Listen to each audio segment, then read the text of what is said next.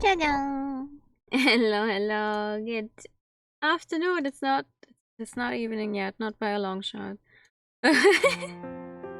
New stream. Oh, thank you for the reshow. Hello, hello. Thank you. New for stream. that. New stream. Wow, that was a delay. What the hell? I forget that I made it so it actually says that out loud with a voice. No, wait, speech to voice thingy. And then I get jump scared as well. I was like, oh, who's talking to me? Hello, I hope you're good. I'm sorry. I wanted to stream yesterday. Actually, what I wanted to do yesterday is finally finish Final Fantasy 1. Because the entire day while I was working from home in the morning. It's like, oh, nice. Chill air. I can get some fresh air inside. The computer's not overheating. Everything is well. I can stream later. And I feel like the second I posted a tweet, the temperature increased. And it didn't stop. And we had over 30 degrees again. I was like, are you for fucking me? So I'm sorry. But thank you for the idea time. Anyway. I'm not trusting myself. I don't know. I'm not sleeping well lately with the heat. I'm not trusting myself to do funny gameplay stuff, but I do trust myself in being able to read, for an extent at least. Why not try and finish? Well, I don't know actually. I don't know how much is left of the story, but maybe we can finish our home I keep it tonight. That would be cool. Tonight? Today. Today! Not tomorrow. Today. Since she has a new body now, where she looks extremely human, maybe we can finally figure out what the hell is happening with the lake and why the house wants to kill us. Because I'm hoping and assuming that this actually has a good ending. And no one will die, and also I don't have to go through everything we've read before again, because there has been no patch in between that destroys my save file. That's good. That's great. I love that for myself. Very nice. I have one more thing I get to do though.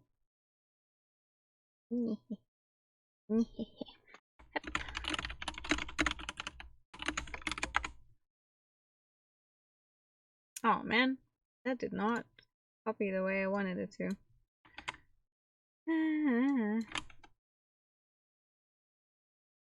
What the fuck? There we go. Okay.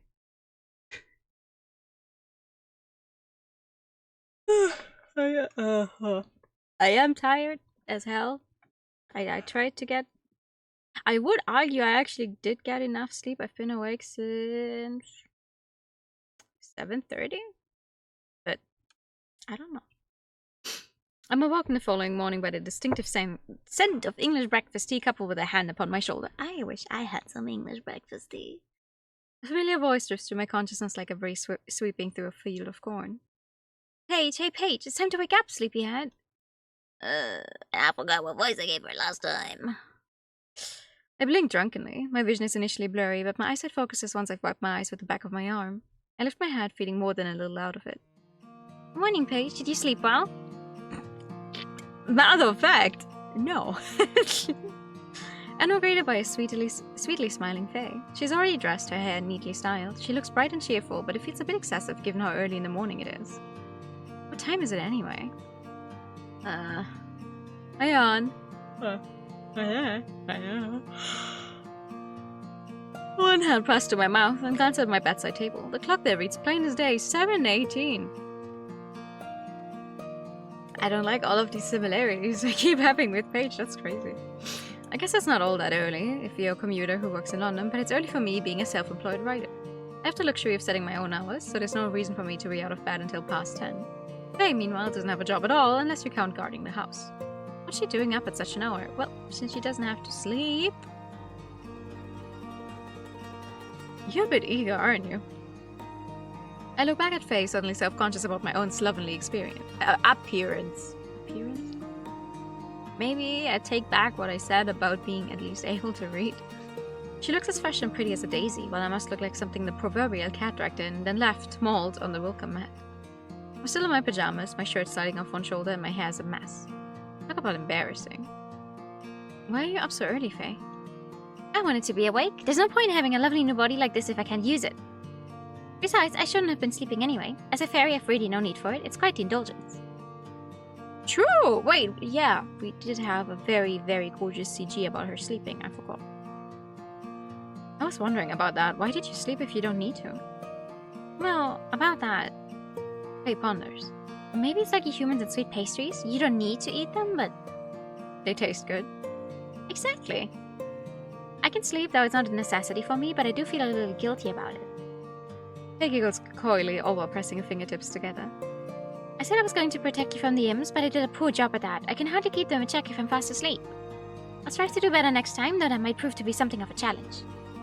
Your bed is very comfortable, and it does feel good when I'm lying by your side. Your company is very soothing. Oh, very soothing. I could say the same about you. Now I've gotten used to having Faye around, I'm a bit less abashed about her seeing me like this. I saw her fast asleep last night, after all. I suppose that makes us even. I doubt she's judging me. She doesn't come across as a sort. She's too sweet-natured. You can keep sleeping with me if you want. The imps didn't give me any trouble last night. They didn't. No, your company might have been enough to scare them away. I didn't have any bad dreams at all. I'm happy to hear that. They claps her hands together, all smiles. Her countenance is so unfailingly cheery, I'm starting to think she might make a good kindergarten teacher. I can imagine her shepherding children about, reading them fairy tales, maybe some of my own, or showing them how to daub paint onto a canvas. It's quite a charming mental image. Maybe I could include such a homey character like that in my next novel. Oh, maybe you actually want to do some work on your next novel. Uh-huh. I thought you must have had a good night when I came to wake you up. You looked rather peaceful. You were sleeping like an infant, and you were snoring too. Snoring! Oh gosh. Hi, Spooky. How are you? Happy New Year today. Every day is New Year Day if you want it to be. What? Huh? Oh jeez, there comes the embarrassment again. I thought I'd seen it off already, but no, it's back again in full force. My face feels like it's on fire. I wasn't snoring, was I? You just said so. Yes, you were. I wouldn't lie about such a thing. We fairies are too pure to tell untruths. Baking a cake right now. Hell yeah. What kind of cake? I don't know how you say it in English, but I cut and got out the. Oh my god, what are they called? I cut like a kilogram of cherries yesterday and got out the inside so you could use them for cake as well tomorrow. Zitronenkuchen. I like Zitronenkuchen. Very tasty. They have. I was at IKEA last week. No, this week. What day is it today? Saturday. This week, actually, earlier this week, I was at IKEA and they have a really, really good chocolate nut something cake in the restaurant part. That was so good. So good. Like, IKEA is genuinely a very nice place to get a full meal as well, not just the hot dogs, but like a full meal they have in the restaurants. Very nice. Also, didn't have to pay for it. So, double nice. Just, right? Like, I don't need anything else for the house, but I do need some food. I do not want to load. What did I just press? No way. How loud was I snoring? Rather loudly, you were making quite a commotion, she says, with heart in her eyes. I wish you hadn't told me that. I had no idea I snored. Hasn't anybody told you before? Not to my knowledge. It's been a while since I shared a bed with anybody. Niam was my first and last proper partner, and she never complained about my snoring. Primarily because she always staggered into bed at 2 or 3 in the morning, already half asleep, and awoke hours after I said about my own day. Which is crazy, considering you said about your own day at 10, so... Well, yeah, if you go to bed late, you get up late. I get that. I'm the same. Takes so long to get through the people rushing together otherwise. That's also why they put the restaurant right before you leave, like, the the areas where they showcase everything. And when you get to the at least all of the IKEAs I've been to are built the same. Like you go in, you have to go upstairs, and that's where all the showcase stuff is, and then you make it through all of those rooms, and then it's downstairs again, and that's where you can grab like smaller stuff like the cutlery, and then right before you get to the warehouse part, that's where they have flowers and stuff. Like, okay, I've been to like 3 different IKEAs, but all of those were the same. And I always put the restaurant before you go back downstairs, because it's like, oh man, we just spent so much time in those showcase rooms, yada yada, we should get some food. I'm usually the type to grab a hot dog at IKEA. The ones here are the same. Okay, so at least 4 IKEAs. 3 is a solid sample, thank you. They have 2 different versions of a veggie or vegan. I think they're actually both vegan. One is more like, one is made to look very much like straight up like a meat hot dog, and then the other one you can tell is more based on a different kind of vegetables, the kind of thing where it's like mashed with an A, not an E, mashed together. And the ones that just straight up look like a normal sausage would, I guess, I wanted to take those with me because they sell them, right? They sell them frozen, blah blah blah. You can get them for home. They didn't have any. I was so mad. Imagine you go to IKEA and you're like, oh yes, I definitely want to grab one of those boxes for myself so I can have some hot dogs at home. Because they're a good price. They're good price, they taste well, and then they didn't have them. In the end, just putting ketchup and whatever makes it taste the same. Yes, those are exactly the ones I mean. And they didn't have any. I was so mad. They only had the other ones, the mashed vegetable ones. I love those. I like putting ketchup and the onions on them. I like that. Crunchy. Hi Peter, good afternoon, how are you? That's my favorite thing to get at IKEA. Pickles? Oh yeah, true. I do like pickles. Actually, sometimes. It depends on the weather a lot. Like if it's really fucking hot when you're at IKEA, I like to put pickles on. If it's like winter and cold, for some reason, no. Pickles are very, I need to offset the heat kind of food for me. Does that make sense? Yeah, I love pickles. Doing good, I'm glad to hear that. Matter of fact, Domino's has like 3 vegan pizzas right now. Sorry, food related talk right now, but they have one that's called Las Vegas, which has a fake salami type on it, which for me is the only pizza I get there. Very tasty, but it's a little spicy. For me, okay? Other people will be like, what? That's not spicy at all. But for me, it's a little spicy. So to offset the spiciness of the salami thingy, I always put pickles on the pizza. And I've had some varying reactions to the whole, you put pickles on pizza? What? It's like, yes. Because they make it less spicy. Every few bites you get a little pickle. They start selling vegan salami. Oh yeah. They literally, they don't have a single vegan pizza at the closest grocery store here.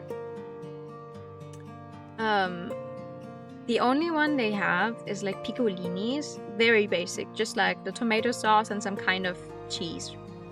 Vegan cheese. And I had those last week. And they're not worth the price. They're expensive because it's like, oh, here you go, it's vegan and blah blah blah. They're not good. There's nothing on it and they're not even good. I'm like, bruh. Unfortunately for me, the thing is I don't like mushrooms, and a lot of vegetarian, vegan-based pizza will have mushrooms always, because they're like, well, I mean, mushrooms are good for a lot of stuff, but I don't like them. I don't like mushrooms. Banana on pizza. Okay. I mean, might as well.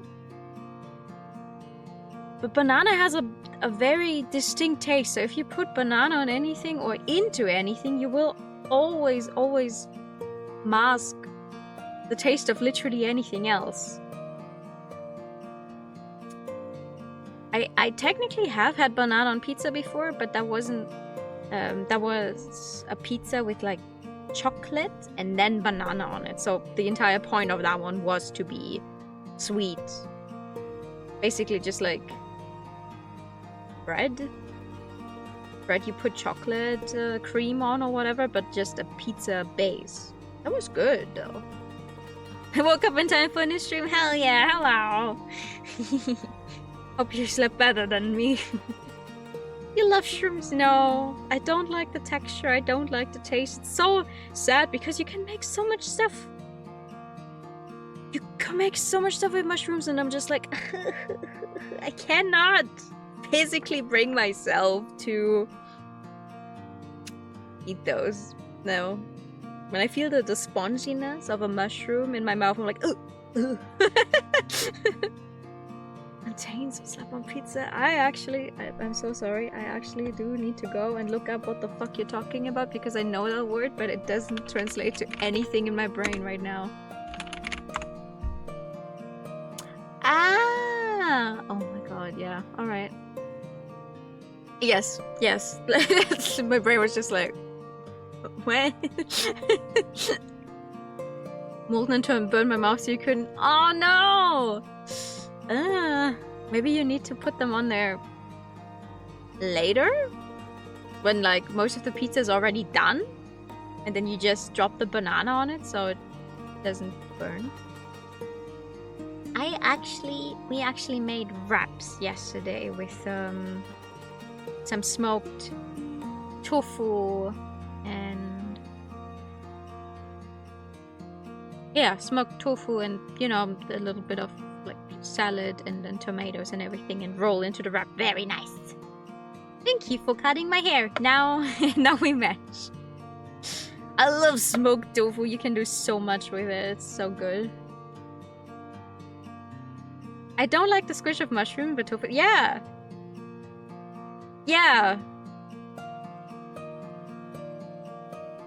I don't know why. I mean, to be fair, for mushroom it's both the squishiness and also the taste.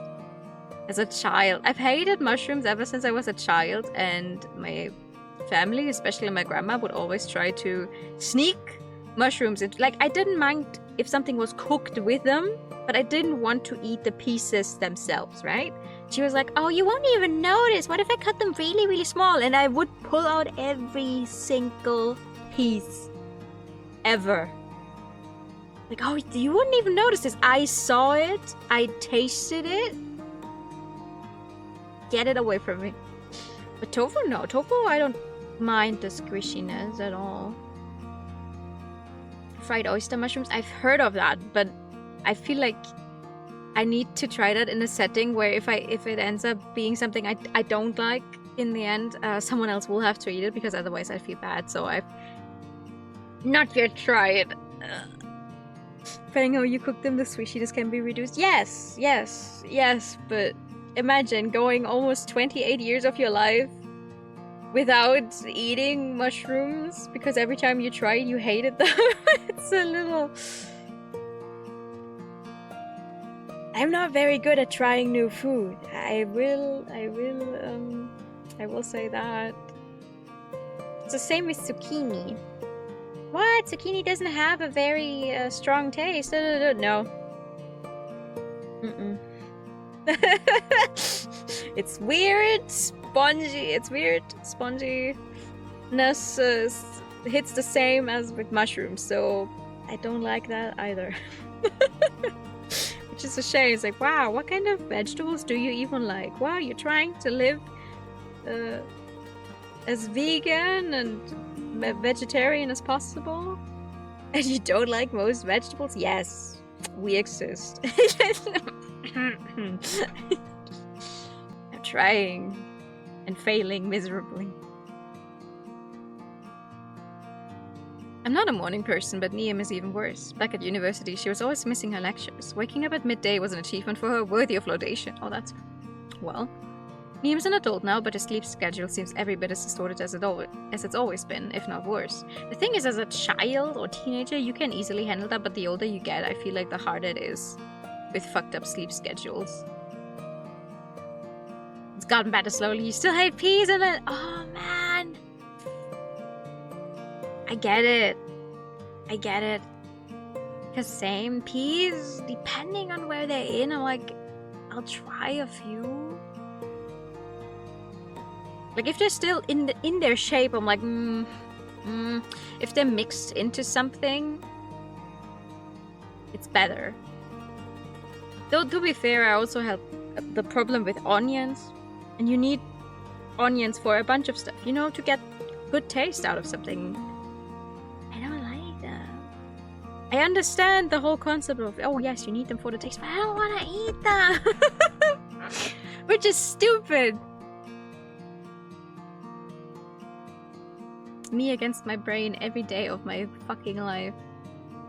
Powder. Oh.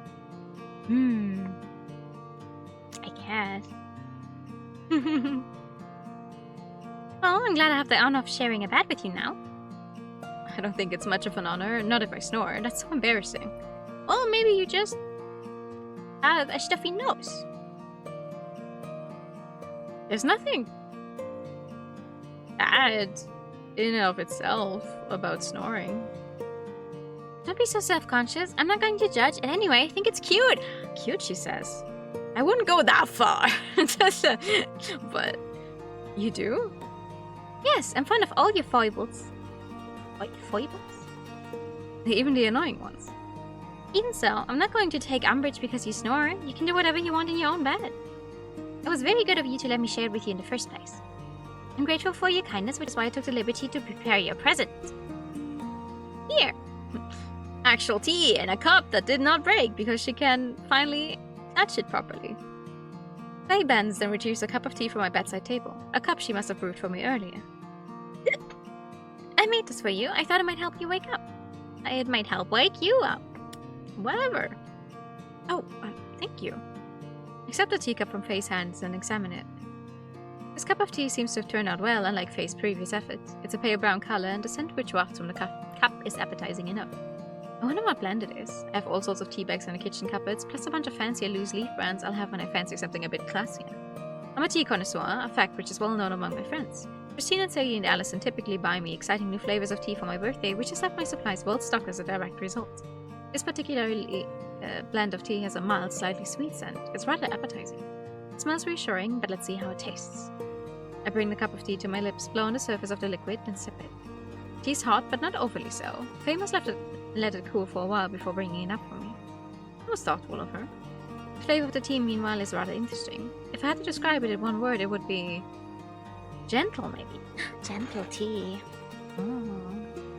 It's not a rich, full-bodied taste like a breakfast tea, and it isn't so flavorful as a masala chai. Maybe it's a fruit blend. I can't detect any astringency, though. I wonder. Is this marshmallow tea? What the fuck? Marshmallow? That's right. I saw some in your cupboard and I thought it sounded interesting. I had no idea such a thing existed, not until today. Me too! Hold up. Marshmallow tea. What? Who makes that? Who? Marshmallow herbal tea. What?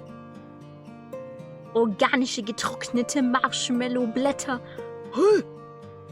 What? Mesmer... Okay, well, Mesmer offers a cold tea. Sure, I guess. But... a warm tea? That tastes like marshmallow? That's great. How to make marshmallow root tea.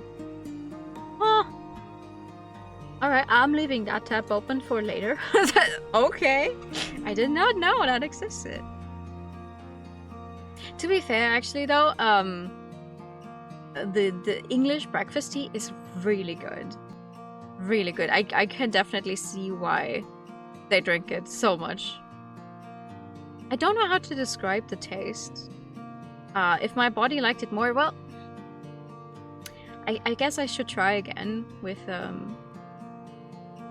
you know, the milk that is not a cow's milk or whatever, and see if my body likes that better, because I really, really liked it when I was in London a few years ago.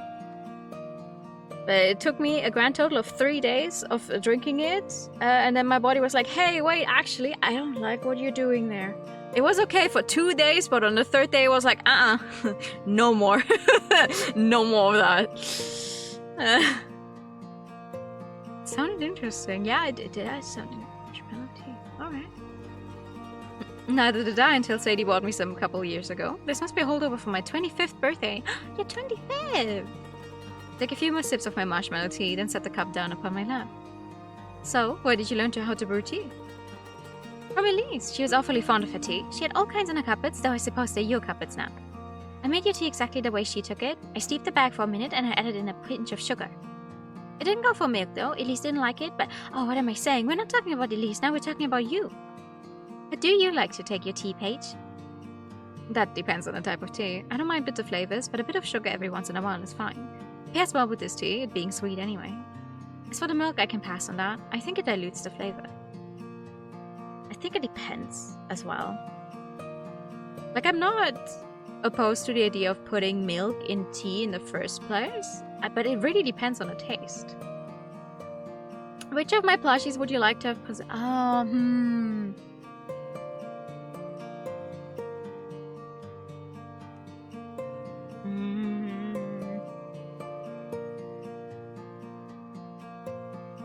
Maybe I do have a...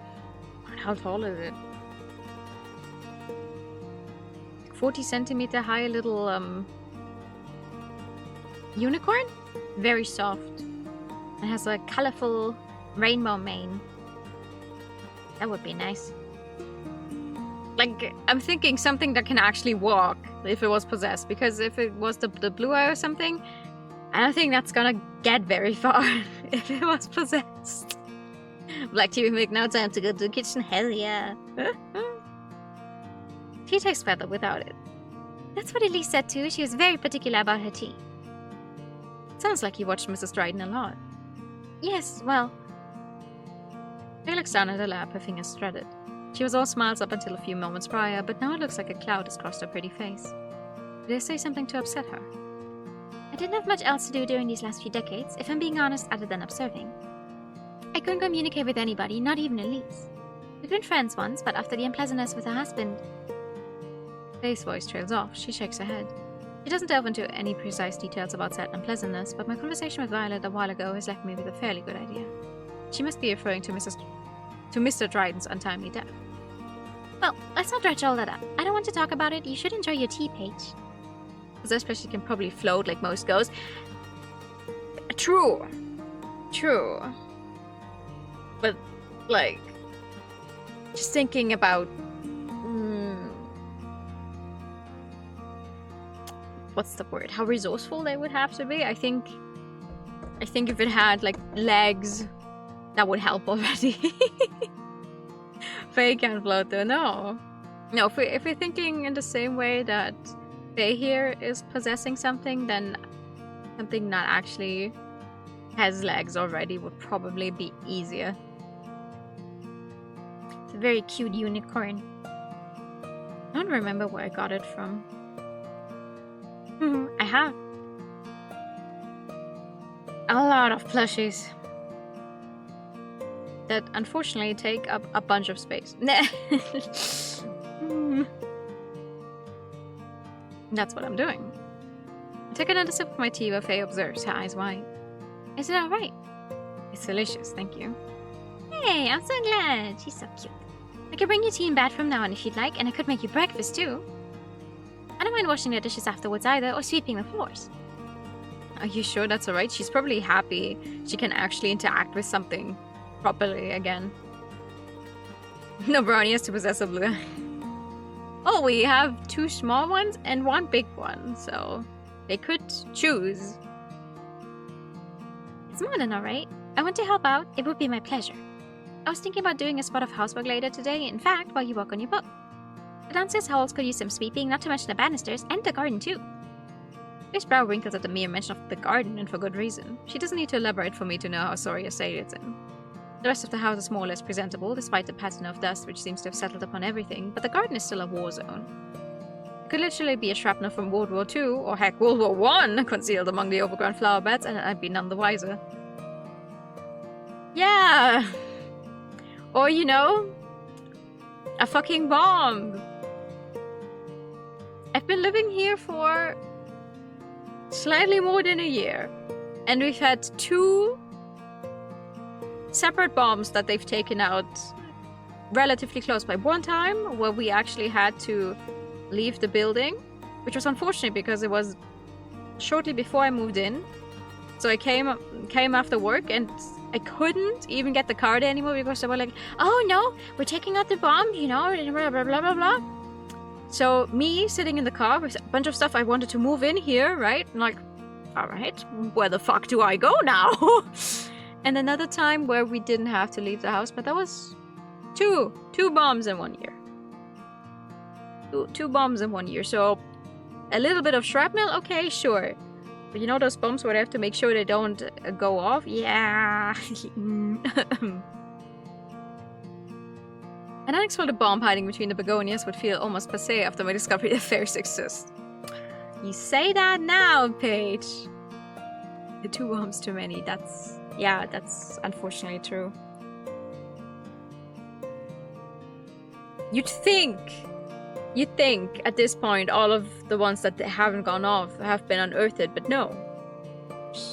There will always be some more, apparently. I'd like to do a bit of weeding if that's alright with you. It would be nice if I could get the garden into something resembling order. I think you'd need to do more than a bit of weeding if that's what you're after. I took another sip of my lukewarm tea and smiled. But if you're that enthused, you can give it a go.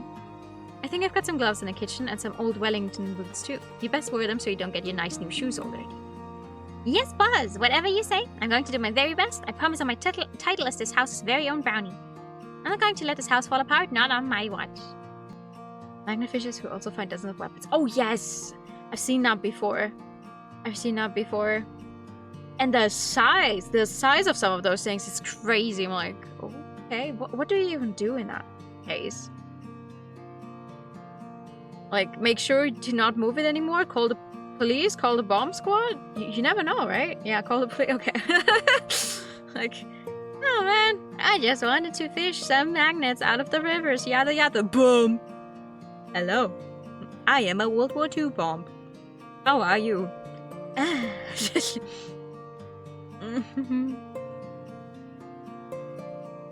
I'll get things sorted out in no time.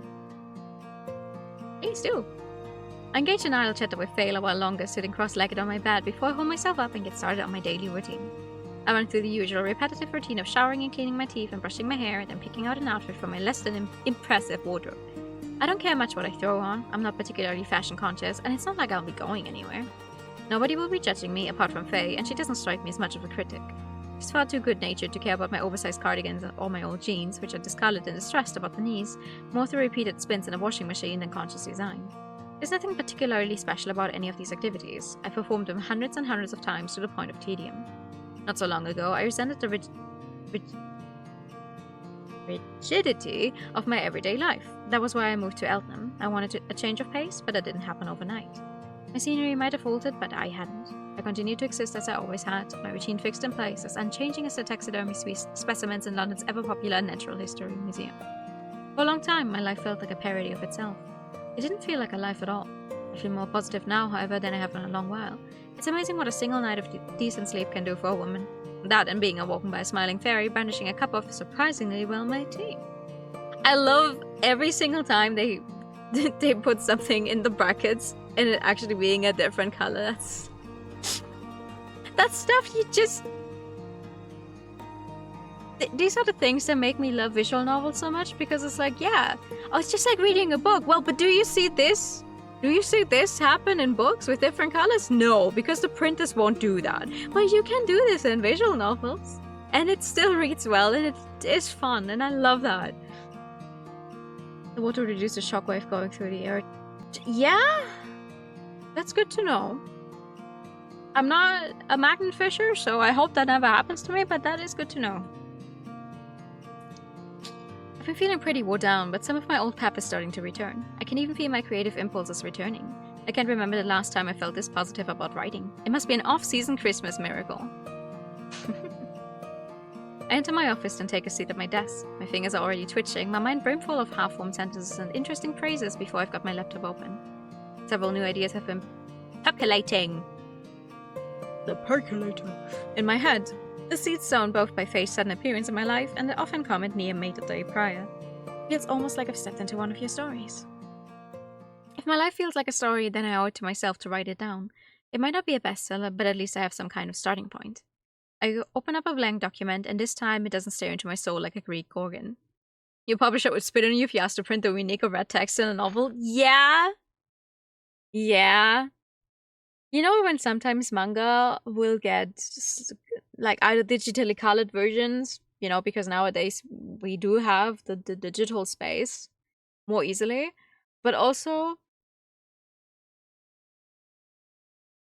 I don't want to imagine the printing costs when you have the actual book in your hands. It's like, oh yeah, you know, if even for like green Yuri, it's like, yeah, half of that manga is just straight up green.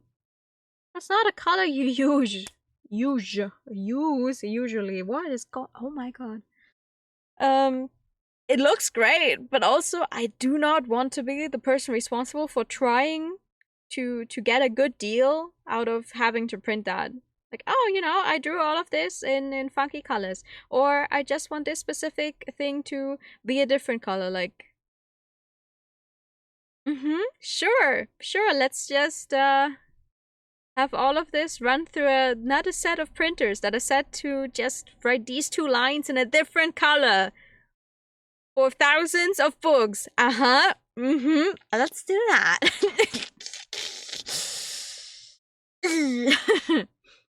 It would look cool, but I don't want to imagine the logistics behind it. I won't let it intimidate me any longer. Alright, Paige, you can do it. Baby steps. Then I begin to write. I write and I write and I write, my fingers hammering against the keys, and as I do, the world seems to melt away. I don't check the number of words I've hammered out at the bottom left of the document, and I don't check the time in the bottom right-hand corner of my monitor. Now's not the time to obsess about numbers. I never much liked maths in school anyway. I'd far rather lose myself in the depths of a brand new story. Hell yeah. I think about Faye as I write and my move to Eldenham and the mystery which shrouds this house. I think of the imps and their malevolent tricks and Mrs. Dryden's fate and of Violet's cryptic warnings. These musings all entwine to create a fantasy yarn about a naive young girl's move with her parents to the countryside and the strange and fantastical beings she meets there. It's hardly the most original story, but the characters feel more fleshed out from the get-go than any of my earlier attempts. The winding countryside roads I conjure feel so real I can hear the rustling of the leaves, see the sunlight splashed in fractal patterns on the pavement, smell the sap which lingers in the air. My heroine wanders aimlessly through these countryside roads, sulking. She didn't want to move to the countryside, but she didn't have any say in the matter. Her parents made the decision for her. They told her she would grow to like it, being surrounded by the wonders of the natural world, but all she's ever known is glass and concrete. She misses her old school, she misses her old friends, and she misses her old life. The countryside might be beautiful, but she's too young to appreciate it. She's completely and utterly fed up with her lot in life. As she walks, her face thunderous, she curses her parents, and she wishes that things would go back to normal. She isn't interested in making new friends, she wants her old friends back. She isn't interested in going on any adventures either. She's a young girl, not yet in double digits, but she isn't remotely curious. In that sense, she's nothing like the blonde-haired Alice daydreaming by the riverbank on a sunny afternoon. This girl, Natalie, I think I'll call her, is a city girl through and through with little in the way of imagination. She wears her auburn hair long, in loose curls, and her snub nose is scattered with freckles, much like the life-size doll in Niam's atelier. She wears patterned dresses, all whites and creams and pale pinks, and her legs are clad in sheer tights. She can't stand the thought of getting dirty. Nothing could compel her to scramble after a white rabbit in a waistcoat, or to take a tumble through a vast dark hole into a subterranean world of whimsy. Natalie might be the protagonist of my new story, but she's an unwilling one. If characters could speak to the creators, she would surely demand that I rewrite her story at once. Hi, good afternoon, how are you? I want to go back to the city, she would say, her arms crossed, fingers tapping against the inside of her arm. I want to play with my friends, and I want to paint my fingernails, and I want to go to my ballet lessons. I absolutely don't want to wander around the countryside, and I really don't want to be captured by any ugly, nasty imps. Pick another little girl to torment, why don't you? Yes, I think that's the sort of character she is, haughty and impetuous. Well, I'm very sorry, Natalie, but I'm your creator, and I'm the one with all of the agency here. You have no choice but to bend to my whims. Hello! How are you?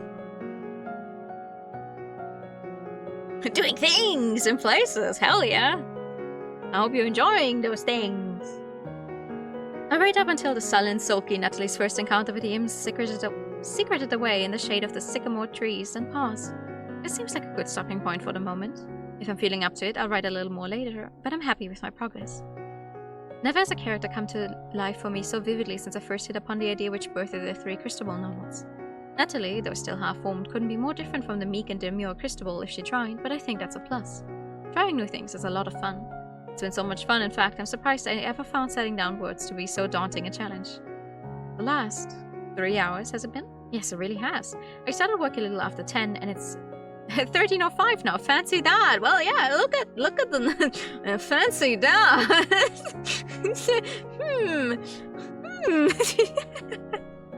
I'm good. I am unfortunately suffering from the heat, but I'm trying to see and to get through this without dying. It's going to be hot as hell next week again as well, but I have everything closed right now. No sun, no nothing in here. Not even fresh air, but it's okay. I'll have to deal with no fresh air if it means no hot air either. And then she becomes real and complains 24/7. What kind of story page wrote? Yeah! She birthed an actual character who's going to take over the doll that she took as inspiration for for her design now. Thank you for the pet. And the hide time. The last 3 hours passed so quickly, it felt more like 30 minutes. I've written 5,000 words during that time, rough words, but words nonetheless, about Natalie and her grievances, but there's much more to uncover. I want to learn everything about my unwilling leading lady, the imps, and the strange figures from fairyland who will assuredly come to Natalie's rescue. How will she react when her life goes awry? No, awry? I hate that word. What will she say, and what will she do? I have the events of the story more or less blocked out inside my head, but I'm not sure about the specifics. I'll have to hammer them out while I'm writing. Each word builds up my characters, their voices, and their relationships. No noun or adjective is extraneous, not even the connectives. Like the foundations of a house, they all contribute to the bigger picture.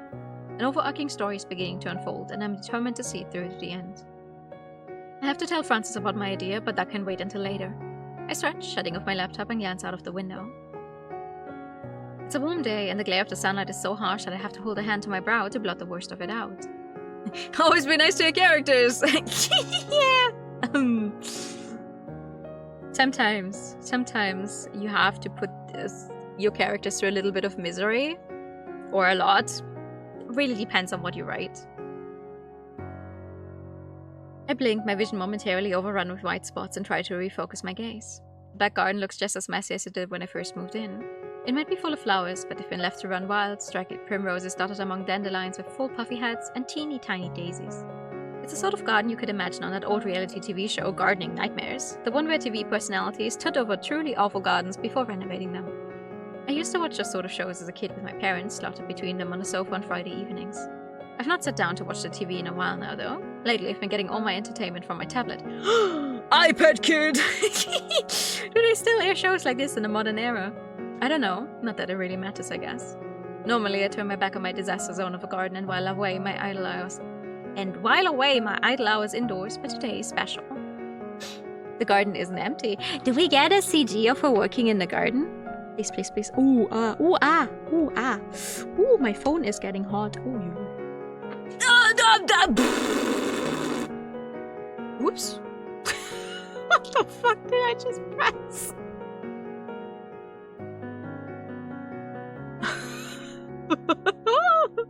Oops. Oh, you didn't see that. What the hell? No, I went backwards accidentally. I put down the controller and I must have hit whatever button that is and went back. The garden isn't empty. I can see Faye out there kneeling among the tall grass, her dark hair shifting about her jawline. It's hard to see what she's doing, even from my vantage point, but it looks like she's pulling up weeds. I guess that tracks. She did say she wanted to help out about the house this morning. She's not really dressed for any serious gardening, but though her clothes are frilly, her skirt is black. That should help disguise any dirt. I wonder if she chose these clothes for that specific purpose. But knowing Faye, it seems unlikely. She isn't the sort to plan ahead. This was probably a happy coincidence. I observed her for a few moments, watching as her dark hair bobs back and forth beneath the relentless sunlight. She reaches out, grabbing fistfuls of weeds, and twists, tugging them up with such force she almost topples over. I can't hear her, but I can easily imagine the surprised "oh" which must accompany these actions. I know as much about gardening as I do fashion, which is to say nothing at all, but Faye's form doesn't look to be the best. There must be a better way to weed the garden. Maybe I should lend her a helping hand. I've no love for gardening myself. My thumbs are decidedly pink, not green, but I feel guilty leaving all the menial labor up to my companion come fairy. My garden is in such a state, it's much more than a one-person job. I think the whole team from Gardening Nightmares would have trouble getting to grips with it. To be fair, didn't she say at the beginning when she moved in and, was very depressed about everything, still that she wanted to call someone for it? And she just hasn't gotten around to it? There's no shame in calling a professional if, it's gotten this bad. Going outside might make for a nice change of pace too. It's a lovely day and a bit of fresh air never hurt anybody. It might even do a better job at shoring up my stamina than caffeine. That's what I've read in numerous articles about healthy living, at least. There's no point moving to the countryside if I'm going to be cooped up inside all day. Who knows? As unlikely as it sounds, I might even enjoy going outside. Just maybe. Hell yeah, get some sunscreen on though. Ugh. This is even more tedious than it looks. I drop a handful of weeds into the plastic carrier bag Faye liberated from the belly of yet another carrier bag, which was stashed inside about 5 more carrier bags, and wipe my sweaty brow with the back of my arm. Listen, the bags and the bags and the bags, that is how you do it. We have a bunch of Kallax, because I like the shape, and you can put a lot of stuff in there, and it's good for displaying things. We have a lot of Kallax, and one of the cubes we use specifically just for bags you need to do the shopping. So it's like the biggest bag and then the smaller bags inside it and inside it and inside it, because I have a truly horrendous amount of bags just from the bookstore, because every time I go to buy books, I buy so many. They're like, hey, do you want a bag? And at that point it's free. You know how you have to buy them most of the time? You have to pay for them extra. You don't have to if you spend a specific amount of money. And every time I go to a bookstore, I spend so much money. They give me the bag for free. I think I legitimately have like 40 bags from just the bookstore. And they're good. They're great. I even use them to move. You can fit a lot of stuff in there. The shame is the look the professional gives you when they see it. But they get paid for it! No, they get paid for it. See, they'd be proud of you for being like, oh, you couldn't handle this yourself anymore. That's why you called me. How has fate been treating you? I wish better. I wish I could say better, but, Which, funnily enough, I just finished watching the first season of the Umineko anime earlier. So now I also immediately started the second season, and now I'm at a big story part without spoiling for anyone who doesn't actually know Higurashi at this point, but like, I'm now at the story point where they go, haha, fate? Fate is such a funny little thing. Who's to say you can't change fate? So I'm like, yeah. Who's to say you can't change it? So I'm hanging on. I'm hanging on. I'm trying. I think as soon as the hot summer is over, I'll also be in a better place mentally. Genuinely. Can't call a professional for the risk of drowning. Yeah. Hi, how are you? You take it back with you because you have a whole drawer full of bags now? Yes. Yes, I have I have them everywhere. I need them. I have an extra bag in my backpack for work. We have a few bags in the car. And even then, it's still so many in the apartment itself. So whenever someone's like, oh, can you lend me a bag? I'm like, you can keep it. You can keep it. I have enough. I bring my own bags to the store, to the bookstore as well, funnily enough. I bring my own bags. But like when they're giving them to me for free, why would I say no? You know, it's free. I love getting free stuff. Well, it's free in the sense that I already spent like $60 on just books, you know? But, I think, at least at this bookstore, I think it's if you spend $50 in one go, they give you the bag for free because they're like, well, I mean, how else are you going to take those books with you? And I can easily hit $50 in one go for books. Yeah. Haha. Keiichi would definitely go, it's such a fun little thing.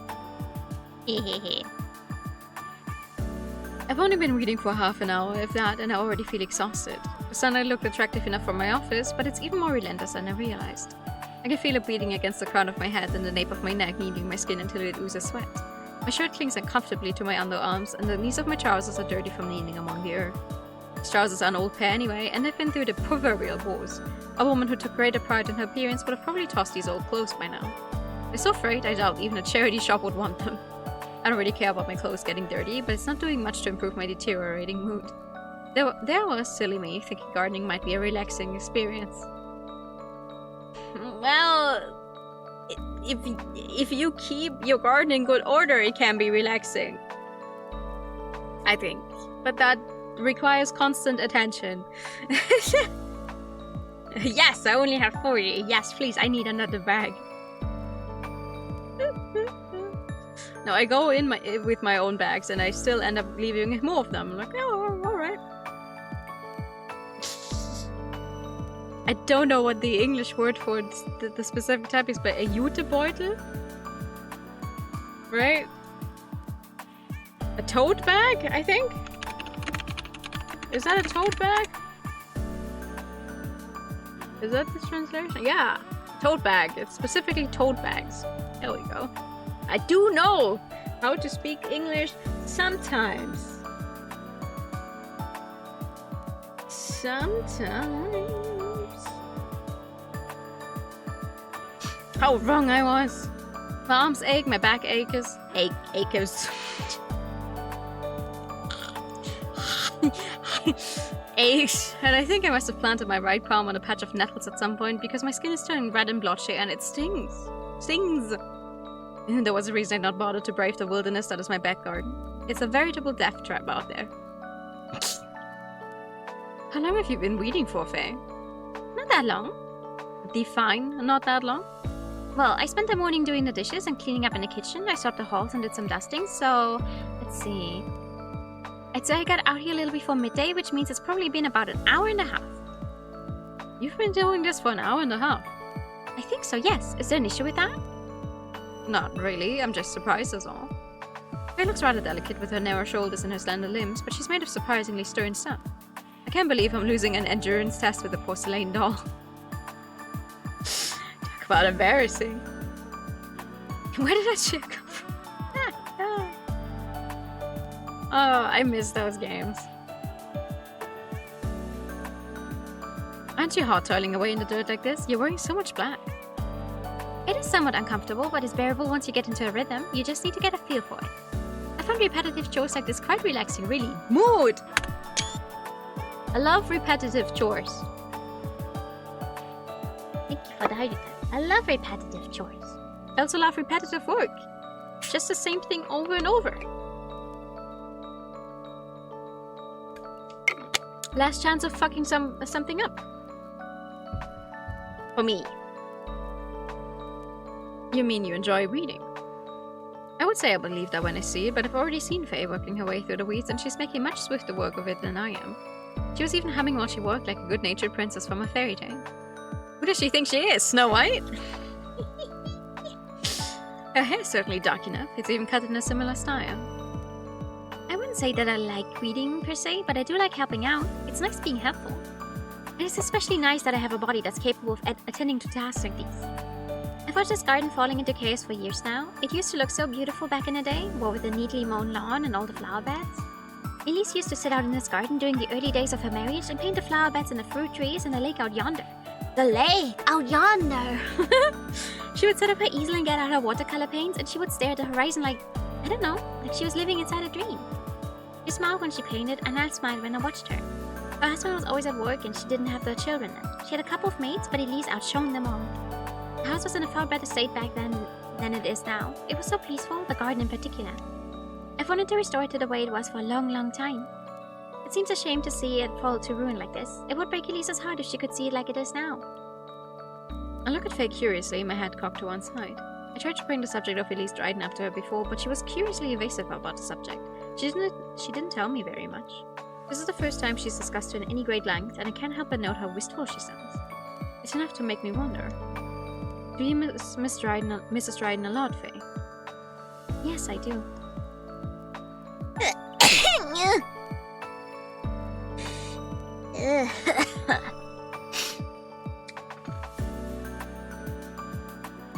Excuse me.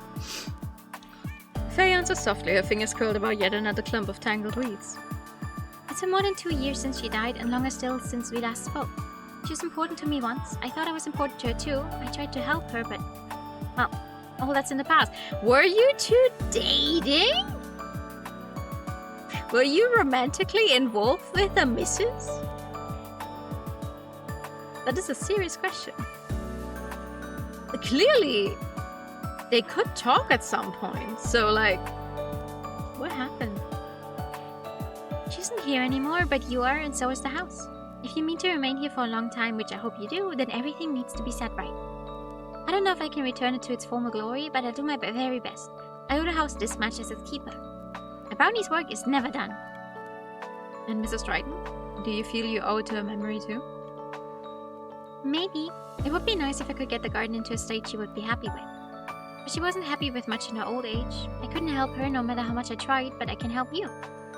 And I hope I can make you happy. You don't have to worry about that, you already are. Then I'm glad. Faye beams and turns her attention back to the tall grass. The imps which dwell in this home are all anchored to the past. They're particularly fond of this garden since it's so full of bad memories.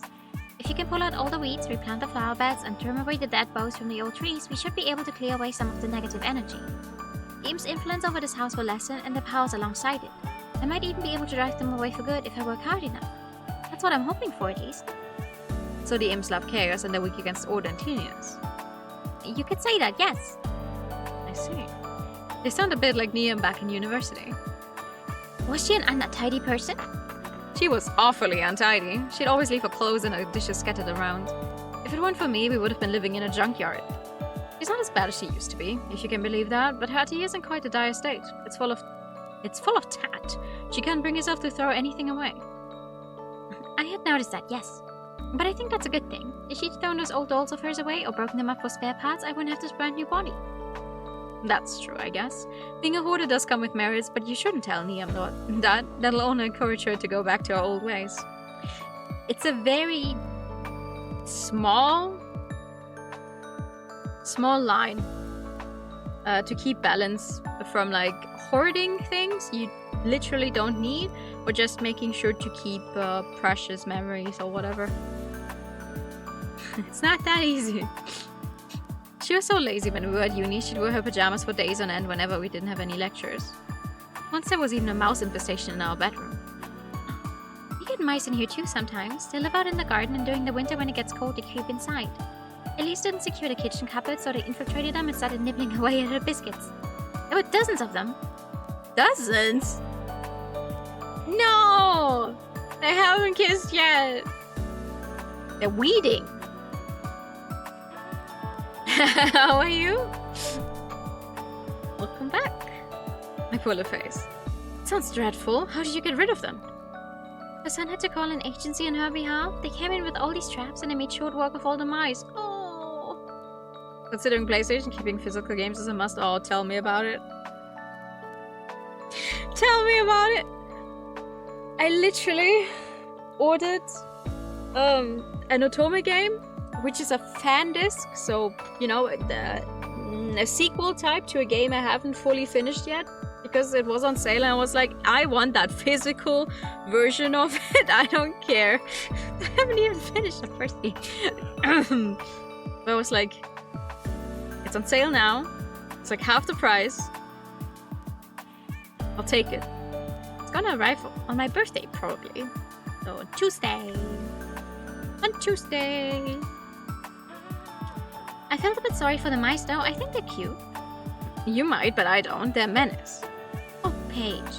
Don't be so harsh. Don't you like their little twitchy tails and their little snuffly noses? I'd like them more if they were twitching and snuffling outside rather than beneath my bed when I'm trying to sleep. No, Paige. No. You know, the woman who lived here before had a mice infestation and her son called in an agency to get rid of them. Very nitpicky about the supposed cuteness of mice as the sun beats down upon us. I think mice are cute. You can keep mice as pets. You shouldn't start keeping outside mice as pets, but like...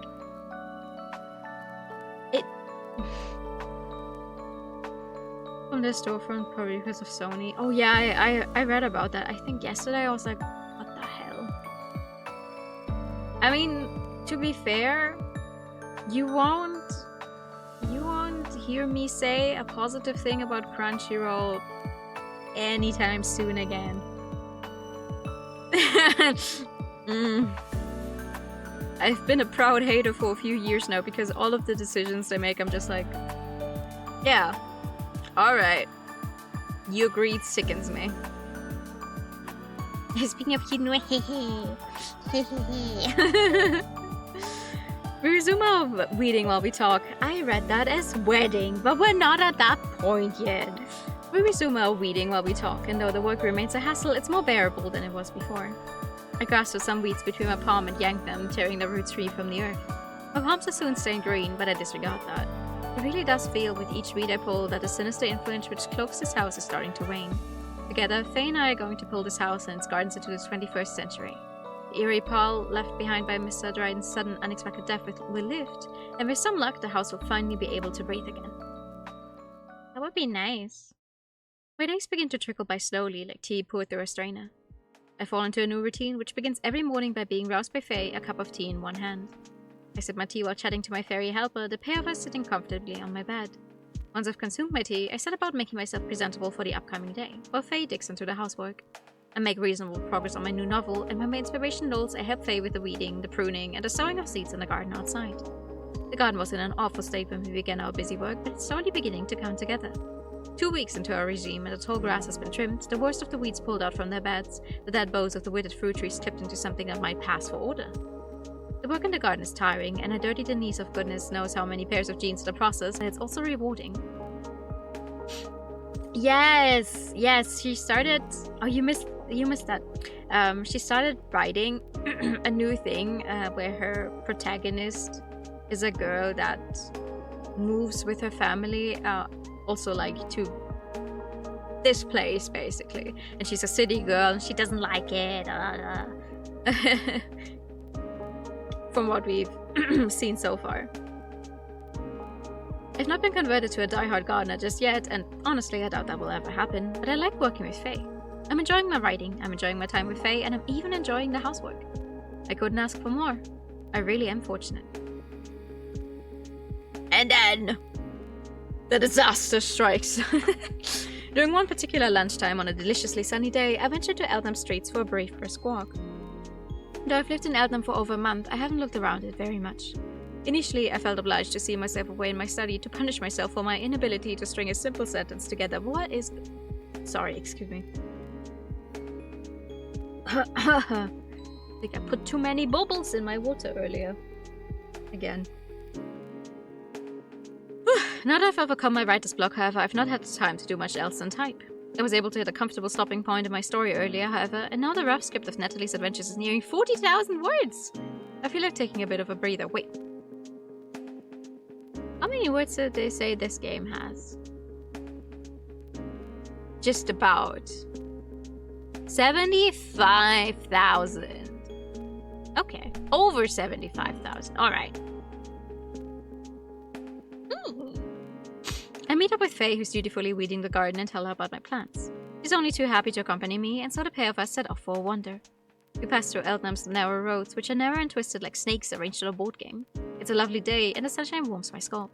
My footsteps fall against the pavement with an irregular series of thuds, matched by Faye's rather daintier footfalls.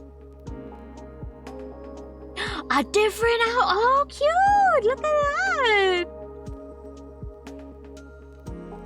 Ooh, I love me a comfy cardigan. Ooh, I want that. Also the color. Perfect. We must make an interesting pair, ponder as we meander. We don't look very much alike, and that's being generous. I'm no fashion plate, I'm not even a fashion saucer. Faye, meanwhile, is neat and tidy, despite spending several hours out in the garden. Her short dark hair curls about her jawline, and her bright eyes are full of all the joys of the spring. Or summer, in this case.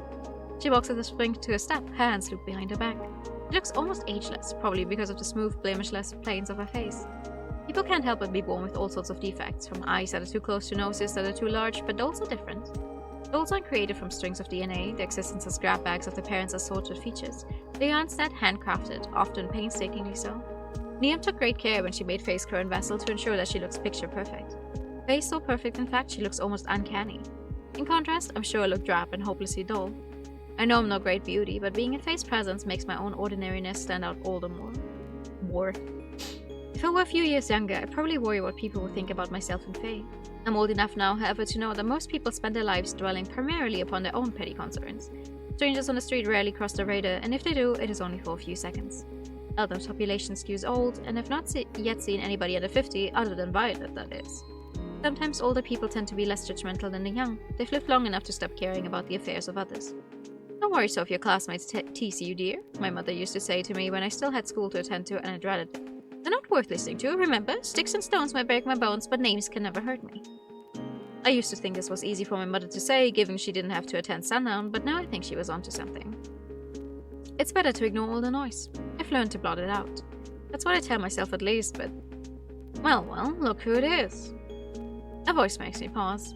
I turn my head, holding one hand to my brow, and cast my gaze across the street. Standing there, tied in a blazer and a demure plaid skirt, is a girl I've come to know passingly well over the month.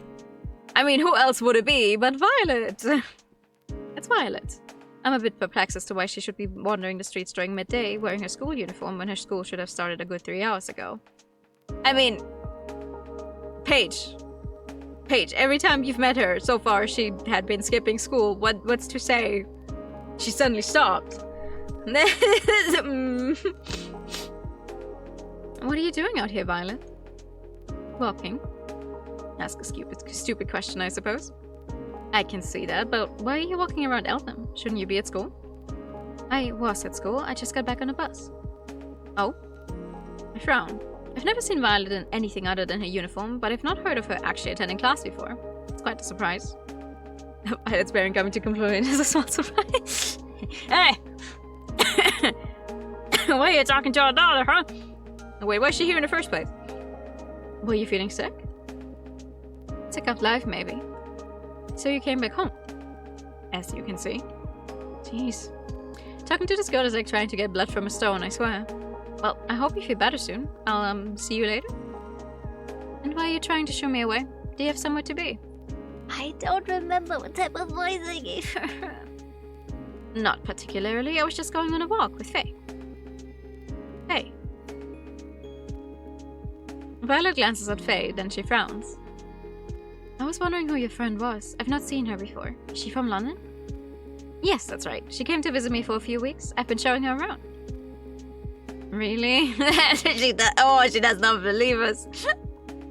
Violet's disapproving expression grows even more pronounced. That's interesting. It's very interesting, actually. Violet's eyes bore into Faye's, her gaze sharp and steady. There's something disconcerting about her expression which makes me shiver. None of the dog walkers we passed commented on Faye, not her uncannily good looks, but Violet is no 50-something retiree out with a King Charles Spaniel. Violet is a teenager, and teenagers can be awfully cutting. They aren't afraid to say things how they are. I can't help but feel uneasy. I'm afraid of what Violet might say, afraid too of what she's thinking, but hasn't yet said. I can tell that she can tell that something is off. She must know that Faye isn't normal. All sorts of misgivings swell up in my about in my head. Oh my god! None of those words I just said are on that line. All sorts of misgivings swirl about in my mind, but Faye doesn't seem to share any of them. She smiles brightly, then steps forward and says, "Hello there. It's awfully nice to meet you. My name is Faye, like Paige said, and she and I are friends." What's your name? I'm trying, thank you. Violet examines Faye mutely as immovable as a marble statue before replying. Why do you want to know? It's common courtesy, isn't it? You know my name, and now I'd like to know yours, especially when you're a friend of Paige's. It would be rather rude to address you as, well, you. She isn't my friend, I retort on autopilot despite her mounting misgivings. I'm not in the habit of calling out to children, especially not when these children should be in school. Huh? Faye inclines her head curiously. But you do know one another, don't you? Yes, we do. I can't deny that. Then that makes you acquaintances, and any acquaintance of yours is an acquaintance of mine. I've not had a chance to get out very much during the last few years. I'd very much like to speak to more people, even if they should be in school. What is your name? I think Paige called you Violet. If so, it's quite a pretty name. I knew a girl once called Violet, though she was a bit younger than you. She was such a sweet thing. I think that might be the same Violet, actually, Faye. You know, when she was a baby. And you couldn't interact with the world very much. Yeah? I think that might be the same one. Violet is still baby. Yes, I'm Violet. Violet replies after a small pause. Violet Dryden. Yeah! Who could have seen that coming? Right? Dryden, you say? Yeah. That would also explain why she would hang out with Mrs. Dryden when she was younger, right? Because it's her grandma. I don't mind telling you my name. I've nothing to hide. I don't think you've been entirely truthful with me, though. Or you, Paige. Violet's eyes harden like stones pushed into the cold countenance of a snowman. I've barely had the time to let her last name register. Dryden, did she say? Like Mrs. Dryden? When she says, "This woman, if she can be called that, is no ordinary human. In fact, I don't believe that she is human at all." Ooh!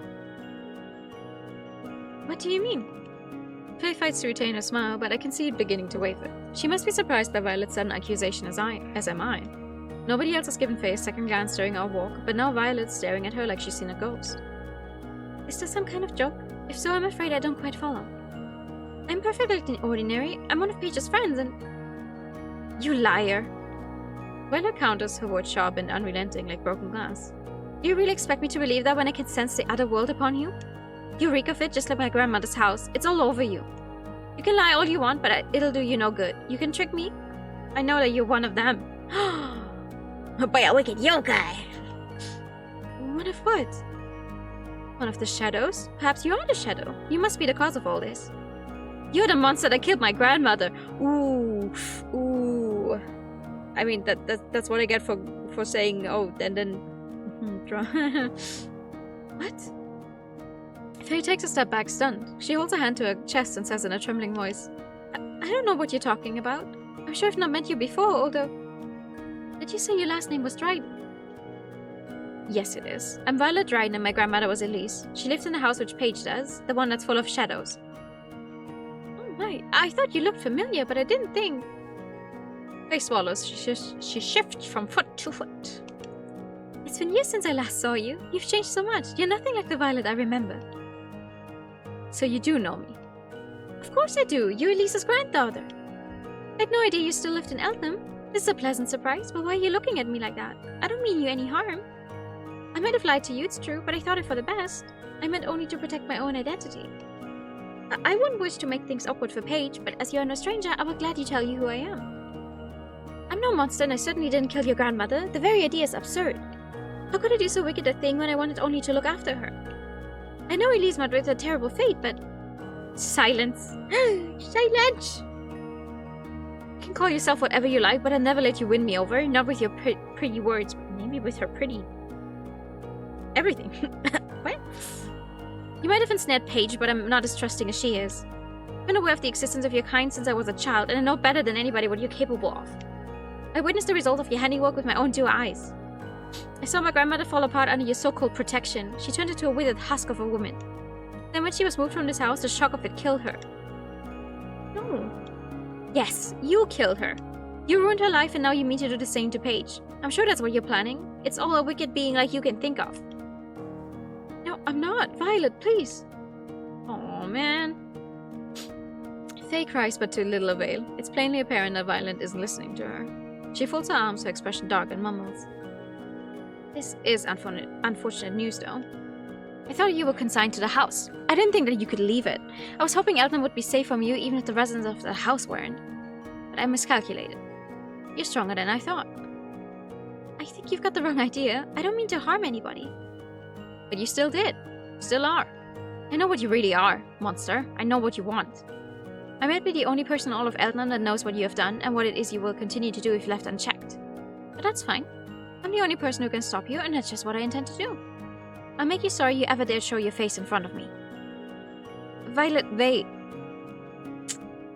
Maybe that's why she doesn't go to school much. She's busy looking at the house the entire time and making sure everyone else is safe because she thinks she's a teenage superstar and the only one not susceptible to the wicked magic coming from the house. Which is understandable if she thinks that Faye and is who is responsible for killing her grandma. But like, I don't think so. I cry out at Violet, but she doesn't wait. Instead, she turns. She pivots upon her heel, her fair hair fluttering behind her in the summer breeze. Oh my god. And without further preamble, she marches away. Faye and I, meanwhile, are left observing her upon the pavement beneath the shade of a tall tree. Faye looks so shaken by this encounter that her face is deathly pale. All the color is drained from it, to such an extent she looks like an old Victorian photograph. I, meanwhile, feel similarly perturbed. I had no idea Violet was a relative of Mrs. Dryden, or that she and Faye had a history. Violet was staring at Faye as though she truly hated her. When Violet vowed to make Faye pay, she must have meant it. I'd never heard her sound more serious before. And what am I supposed to do? Ooh, the story reaches its final act! Ooh. I should save. Oh, I should save. I haven't saved since we started today. Ooh. The drama! I return to the house with Faye in silence, my head bowed as the sun beats onto the nape of my neck. I can't stop thinking about our encounter with Violet and of the bitterness in her voice when she spoke about Faye. I wonder what happened to make her mistrust Faye so much. Faye's been nothing but kind and helpful towards me since we met. I've never had any cause to doubt her. But it's true that she's no ordinary human. It's a fairy. In old fairy tales, fair folk are devious swindlers at best and outright wicked at worst. They lead humans astray into the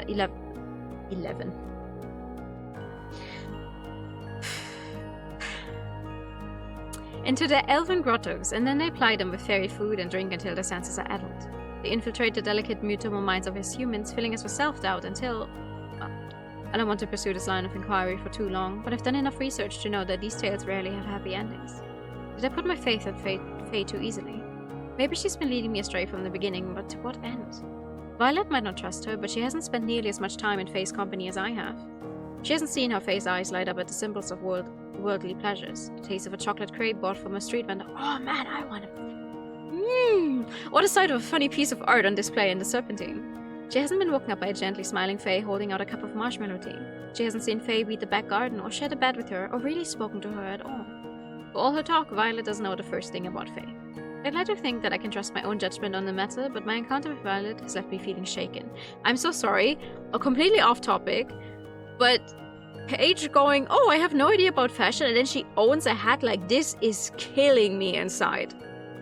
Oh, I have no idea about fashion. I wear stuff that is already fraying at the edges. But you own a hat like this? No way. No. That came in the house. With Paige up the straight path she was now on. I think back to my conversation with Faye several weeks prior when I first brought up the subject of Mrs. Dryden. Cheery though she usually is, Faye became oddly reticent when the subject of Mrs. Dryden came up. She clamped up and refused to give more than was necessary away on the subject. I wouldn't have known about her husband's fate if Violet hadn't told me about it. Faye hasn't been willing to talk about it. I wonder why. Been wondering why for a while actually, but my wonderings have never passed my lips before. I assumed there was a touchy subject Faye didn't wish to discuss, and I didn't want to make things awkward between us. I think I've been wondering for long enough though. If Faye is hiding something from me, I'd like to hear what it is. I don't want there to be any doubts between us that make our relationship wither despite the pains I've taken to cultivate it, and I don't want that to happen. That would be far too depressing. No, but see, you need to talk about things like that though, because otherwise this kind of thing will fester, and then you always be like, oh, you never told me about this thing, when you could have just talked about it normally early on and then go on with the knowledge instead of just having it in the back of your mind and never confronting the other person about it. That's not very smart. I quickly change out of my chunky green cardigan, it feels oddly stifling, then sit with Faye in the kitchen to have a little chat. Ah. You didn't only... No, you also changed out of the... This is a different top than she had on under the cardigan. Or it's shaded differently. Wait.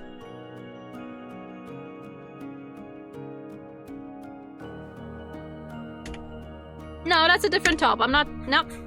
That's a different top. I was like, hold up. That's a different top. No. You cannot pull the wool over my eyes. So, Faye. I sit at the kitchen table, one leg folded across the other, while Faye sits opposite me, her head bowed. Her expression is oddly contrite. She hasn't spoken since we met Violet. Like me, she must have been lost in thought, though I can't say what's been occupying her mind. I suppose I'll find out soon enough. I was wondering... I lean forwards, my eyes narrowed. I feel a bit like a police inspector, ready to interrogate a subject. If only Faye didn't look so sad, like a wounded puppy. I'm starting to feel guilty already, and I haven't even said anything. I don't want to hurt her, but hurting other people is an inevitable part of interpersonal relationships between both humans and fairies. What was all that about earlier? Would you care to explain? It's a small pause. Faye fiddles with her fingers, her gaze directed at her lap. She sighs. Then she lifts her head and says wanly. What, wanly? Wait. Paige, I thought you might ask that, but I was hoping you wouldn't. It's quite a complicated subject, you see. Complicated? In what sense? In every sense. I don't like thinking about Elise. I don't like talking about her either. The past should be allowed to remain in the past. I don't want to go disturbing old ghosts. It seems gauche to dredge up everything that happened to that poor, unfortunate woman. So you were trying to do her a favor? In the manner of speaking, I suppose. But I'm not quite as selfless as all that. I did want to respect her memory, but if I'm being quite honest, I have another reason for remaining tight-lipped. Flashbugger, come on! I was closer to Elise than I first let on, so you were kissing! What? Huh?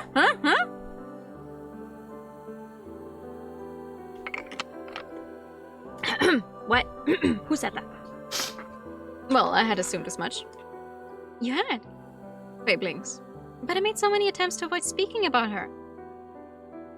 I know you did. That's what tipped me off. You wouldn't be so cagey if she'd been nothing more to you than yet another one of this house's owners. Oh my god, no! And you did talk a bit about her in the garden the other day. You sounded like you knew her very well. And you always call her Elise, too. That's what gave me away, is it? Faye smiles vaguely. I've existed for centuries, but I suppose I'm not half as good at subterfuge as I thought. You'd make a terrible poker player. Your every emotion shows on your face. Which is quite remarkable since it's made of porcelain. Golds are known for being very expressive. I must be the exception then.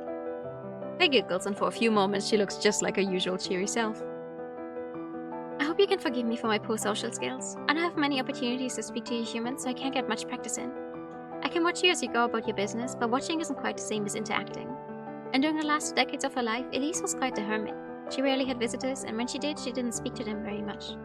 She spent most of her time in this big old house on her own, staring at the television set. There was little more for me to observe back then other than the presenters on the news. Spending 2 decades with nothing but the news for company sounds like a sort of torture in its own right. I'm sure Elise must have had a hard time after her husband died, but you haven't had it easy either. What do you think? A smile slides from face and is replaced with something harder to pin down. Her lips purse and her eyes half-lidded. I'm not so sure about that. I was awfully lonely, yes, drifting about in this large house with nobody to talk to. But I think Elise had it much worse than I did. She was such a bright, vibrant woman when I first met her. She put all of the roses in the garden to shame when she smiled. Oh, okay. She was so full of life, until her husband stamped it all out of her. Oh! Was he a horrible person? Did he deserve to die in that swamp? Please, please, please, please, please. What about her husband? I lean so far forwards the edge of the kitchen table digs into my stomach, but I'm so intrigued I barely feel it. I've heard a bit about Mrs. Dryden, mostly from Violet, but her husband remains an elusive figure to me, so ill-defined he could very well be a shadow.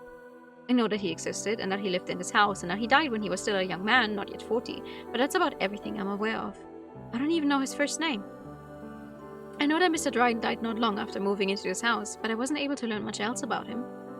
Oh, you know about his death, do you? I nod. Do you know all the details? I know he was found in a lake in the garden. The doctor who was called to the scene said he drowned. That's what happened, yes. I can confirm it. I was an eyewitness. I saw the events of that night unfold in real time.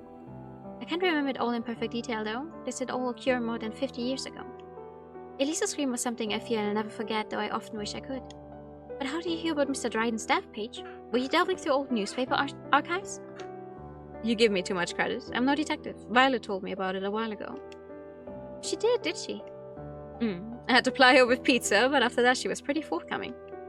She's been warning me about this house since I first moved in, actually. I think she told me about Mr. Dryden's death because she wanted to scare me.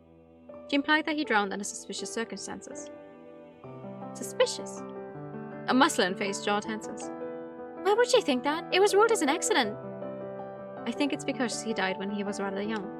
She said she thought it unlikely a healthy man of his age with no underlying health problems would drown in his own back garden. I suppose that makes sense, but I think she's grossly overestimating how hardy you humans are. You're an incredibly delicate species. I would know. I've seen enough of your kind come and go while I've been watching over this house.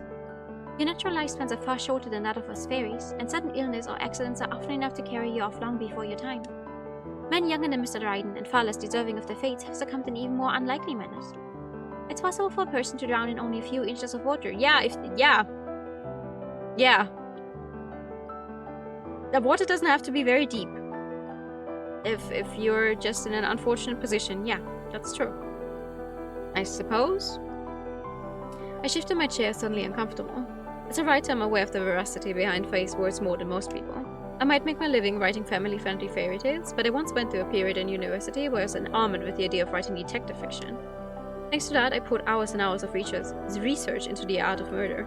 She was one of those people who would go to Google how to her and make it look like an accident.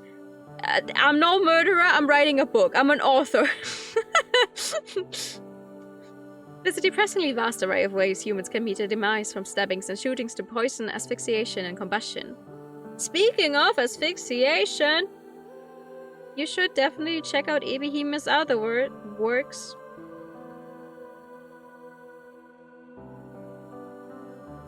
I say because I think asphyxia was one of the first.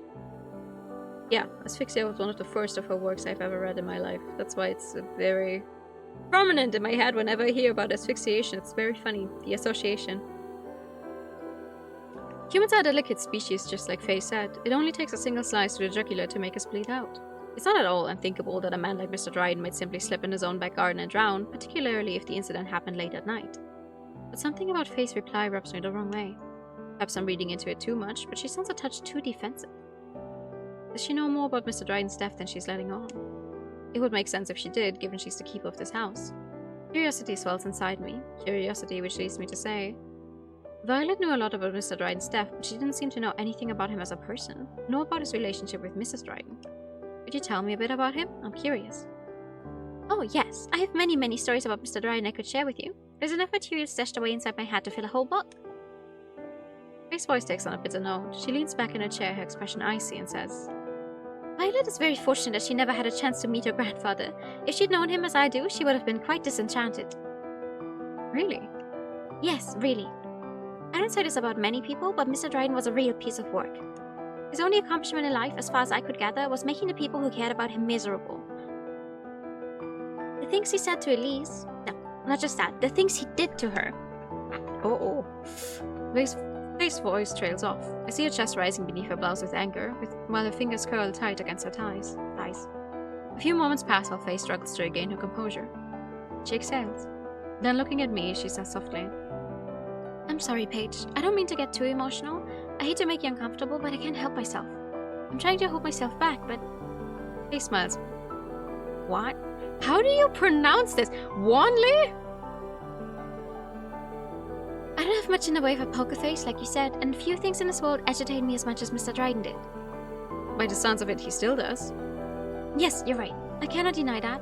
It would be very silly to attempt such a thing given my evident disdain. I've never been very good at subterfuge. That's alright. I'm glad that you're being honest with me.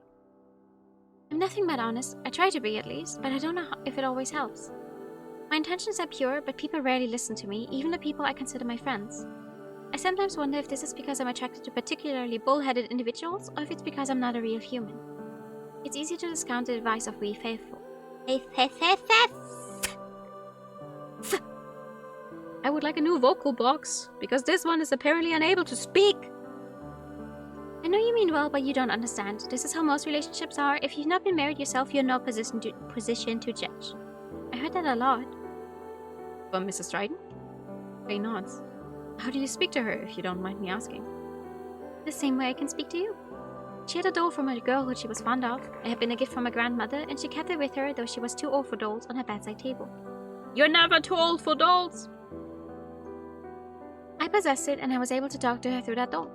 She was lonely when she moved to Eltham. She was only 18, while her husband was more than a decade older than her. Yeah, that's what I said when we found that out. She was bubbly and gregarious at first, but she was ailing from her first pregnancy, and she had few chances to make friends. I pitied her, seeing her shut up in this large house on her own, so I felt obliged to make her acquaintance. We started to talk, and we soon became close. It sounds a bit sad to say this, but I think I was her dearest friend during the first few years of her marriage. I'm sure I was her only confidante too. Elise meant a lot to me, more than any of this house's previous inhabitants had. Faye winces, one hand pressed to her heart. Which is why it hurt so much when I saw how her husband treated her. She didn't deserve it. Nobody would deserve to be treated like that, but Elise deserved it the least of all. Elise, the least of all. She was so young and trusting, and he took that, and he took advantage of her and twisted her. In the end, he ruined her life. Oh, that's quite a statement. And he was quite the man. Faye snorts. I call him a man, but he didn't act like one. He was positively beastly, monstrous even. Yes. I'm not sure what I was expecting when I first broached the topic of Mr. Dryden, but it wasn't this. They makes him sound like less of a man and more a figure from a fairy tale. But I'm starting to see him as a giant from Jack and the Beanstalk, hulking figure with a deep voice and large fists, quick to resort to violence. Was that Mr. Dryden's true nature? What did Mr. Dryden do that was so awful? Why did you hate him so much? I have too many grievances to list. What didn't he do might be the more appropriate question. Faye laughs, though it's without humor. I've never seen her look so agitated before, not during the entirety of our time together. The cheerful, smiling Faye I've come to know so well has disappeared. It's as though she never existed. Her eyes are so hard they might as well be marbles. Mr. Dryden was a louse. He was a drunken lout who turned on Elise over the smallest of slights, many of which were imagined. He would shout at her when his dinner wasn't ready on time, and he would shout at her if the bed hadn't been made to his precise specifications. He would shout if the rugs were askew in the hallway, and he would shout all the time. It was so incessant, I can still hear him sometimes ringing in my ears. I take it he had something of a temper then. That doesn't even begin to cover it. He was even more volatile than Elise's twins. At least I had an excuse for their shouting, they were only babies. Mr. Dryden, however, was a grown man. He ought to have known better. Faye grits her teeth together, her expression so dark it looks borderline murderous. Fortunately, he worked in London, so he was often away from the house for days at a time. We were afforded a brief reprieve from his black temper then, Elise and the children, and me too. It was only during his absence that the house felt like a real home. Mr. Dryden, his first name was Henry, was like an ominous rain cloud. He spoiled everything simply by existing. The garden lost its luster and Elise stopped smiling. She trembled when he was about, and she had to walk on eggshells. Any offhand remark could set him off. Elise told me his temper had always been volatile, but it became even worse after he moved to Eltham. His job was a stressful one, so he turned to drink to cope. Of course! Oh no. The alcohol in his blood might have made his own cross easier to bear, but it's only because he felt more comfortable lashing out at Elise. I think the imps may have had a hand in the deterioration of his mental state too. They weren't as powerful back then as they are now, but Henry was an easy target. The imp slipped inside his head during the many late nights he spent intoxicated, and they whispered to him, filling him with doubts. Henry was often away from the house because of his work, and in his absence he began to suspect that Elise was having an affair. His accusations grew more vitriolic as the years passed by, and Elise tried to endure it because... He draws in a breath, then she scowls. Because she was too nice for her own good, and she was too young to know any better. Henry was her first love, her great love, and she was naive enough to believe that he had meant all of his wedding vows. She thought it was her job as his wife to stick by him no matter what. She was loyal to a fault. The supposition that she ever would have cheated on him was laughable. Even Henry should have known that, no matter how short his temper. But he couldn't think rationally. The drink had eaten away at his faculties, and the imps were done the rest. He truly believed that his dear, adoring, self-sacrificing wife was having an affair while she had only ever loved him. I often wondered what Elise saw in her husband, but he wasn't always awful. Sometimes he would rage and shout, but other times he would seem to come to his senses. He would hold Elise, and he would apologize for all of the hurt he'd caused her, and he promised that he would try to do better. Yeah, except it just gets worse from there, doesn't it? He said that he didn't want to hurt her, but he was so stressed with work he couldn't help but lash out, and she would smile and she would forgive him every single time like clockwork. That was the only predictable part of the tempestuous relationship. Elise continued to believe in him no matter what happened. That never changed. She is so devoted to him, part of me finds it admirable, but another part of me wishes she hadn't wasted her youth on a man who didn't deserve it. She was a lovable woman, but she was awfully silly. She could accept any amount of abuse so long as Henry paired it with an "I love you." They sighs. I tried to help her, but what could I do? She refused to listen to me. Henry made her miserable, and he made her children miserable, but she still refused to leave him. She couldn't see that he was killing her.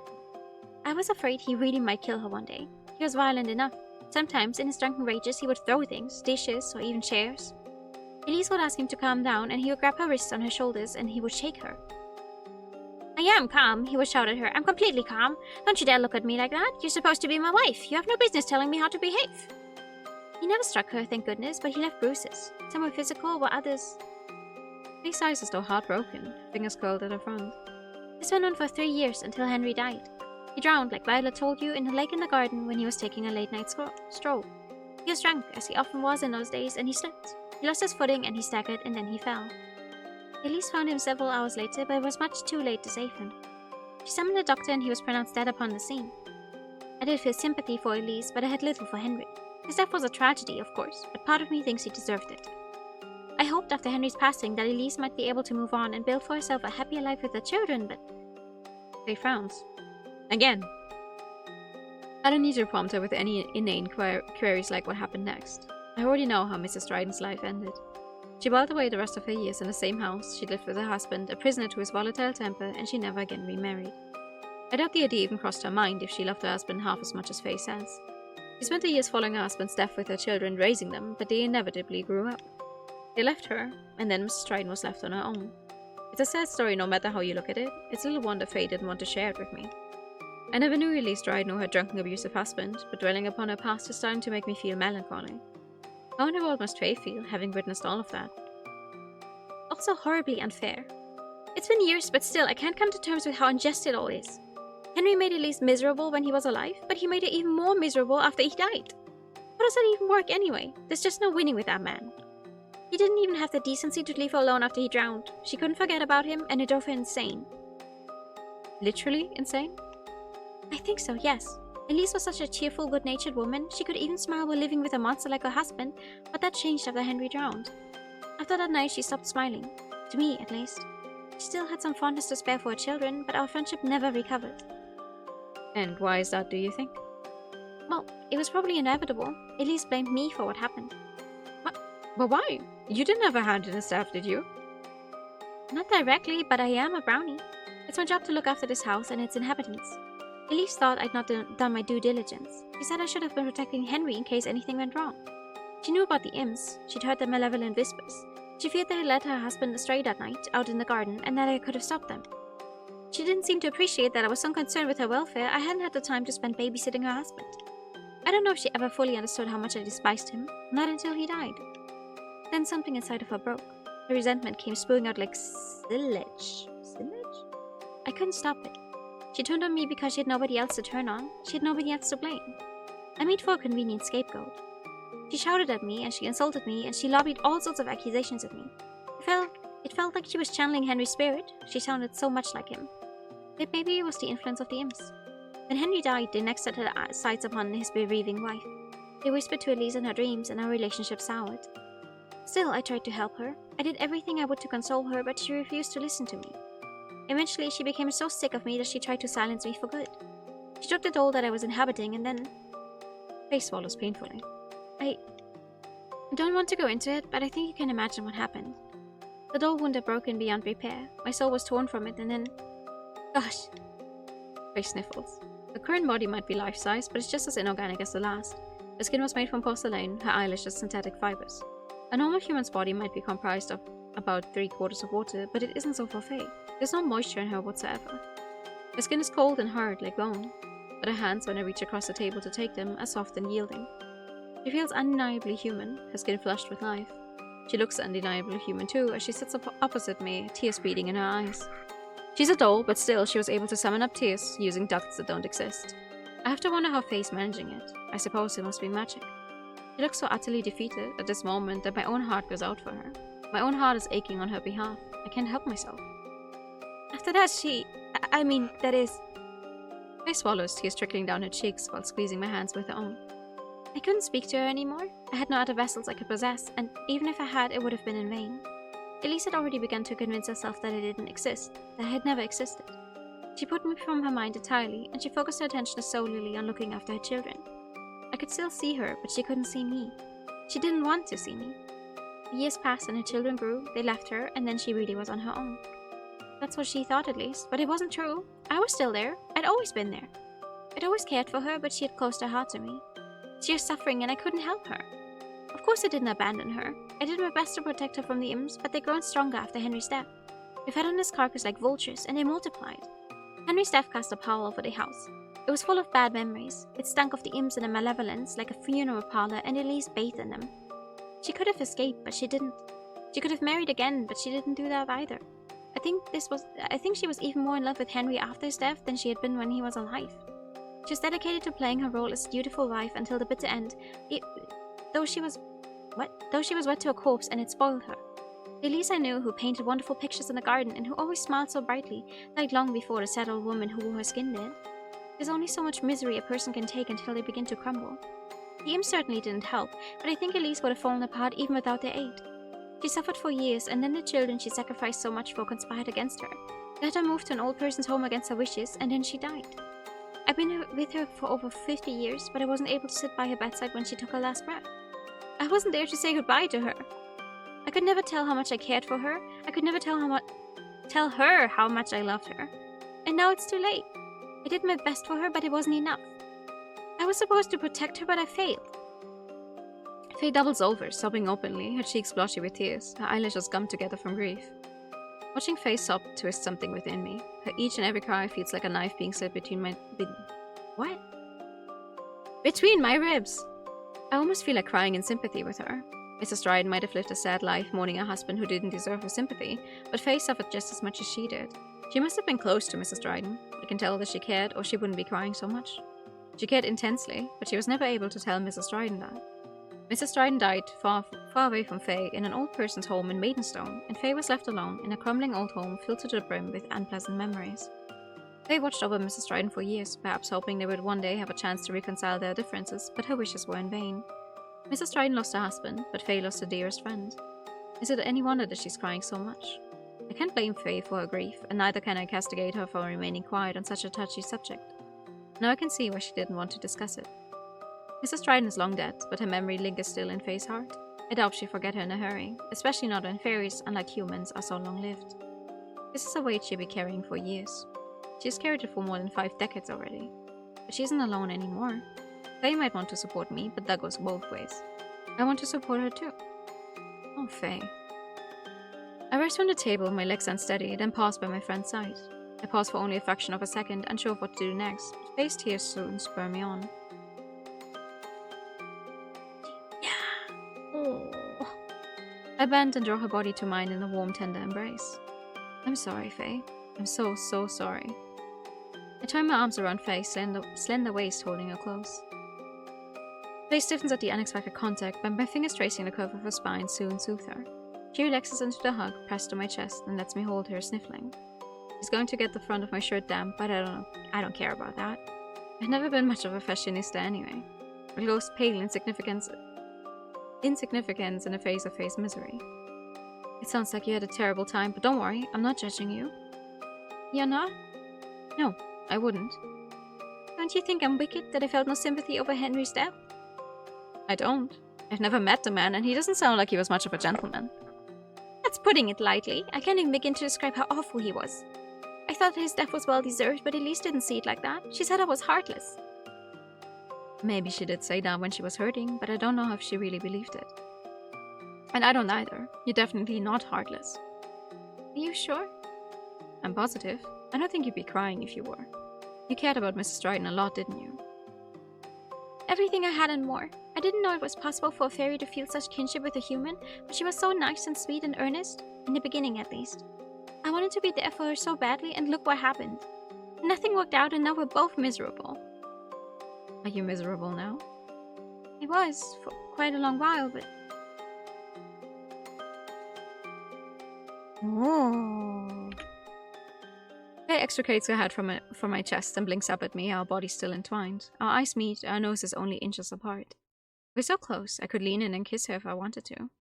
Faye's eyes are damp with tears, but the worst of her sobs seem to have abated. Her eyelashes are still welded together, sharp and spiky from her crying, but this only serves to make them look longer and more lustrous. She blinks.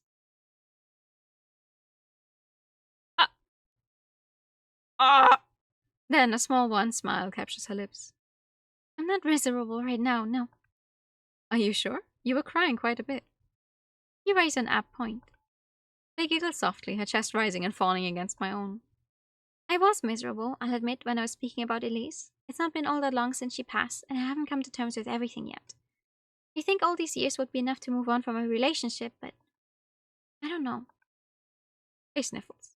Elise was special to me. I really, really liked her, and I really wanted her to be happy. I interfered a bit more than a brownie probably should, but I thought my intentions were pure. I truly meant to help her, but my advice went unheeded. I thought I was protecting Elise, but maybe I needed her more than she needed me. I spent too much time among you humans. I've become hopelessly needy. I'm useless, really, but...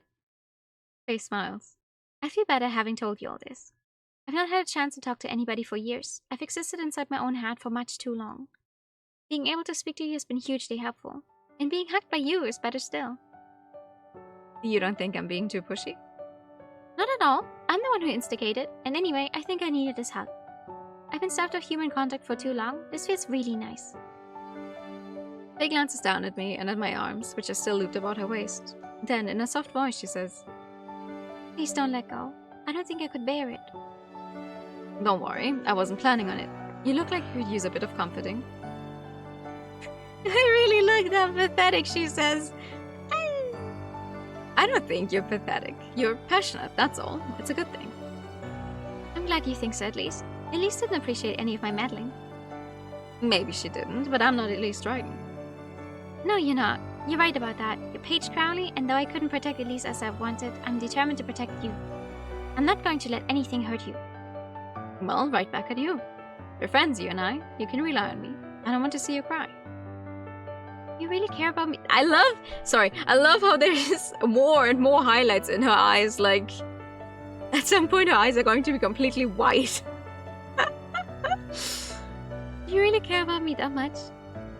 I care about you a good deal, you really have become very dear to me. Oh, Paige, thank you. Thank you so much. You've no idea how good it feels to be appreciated after spending so many years on my own. You really have made me feel a lot better.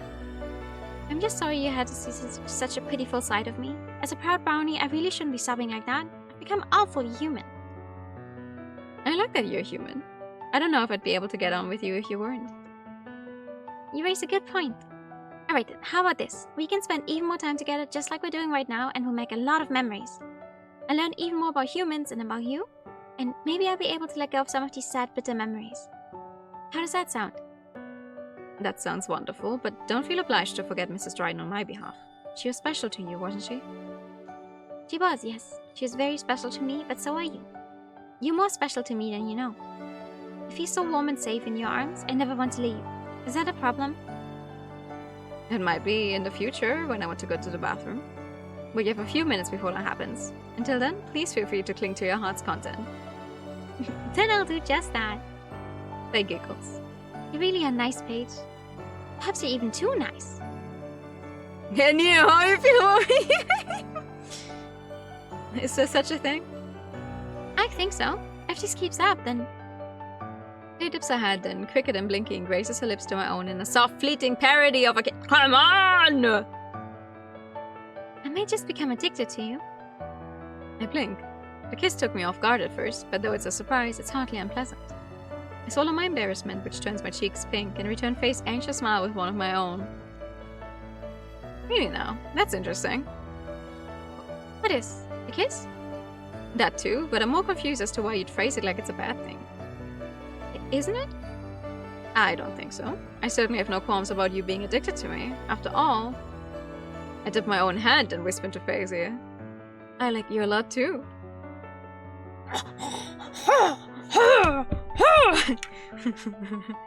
Faye pats her lips, but she doesn't get a chance to finish whatever it is she might have wanted to say. Hold on.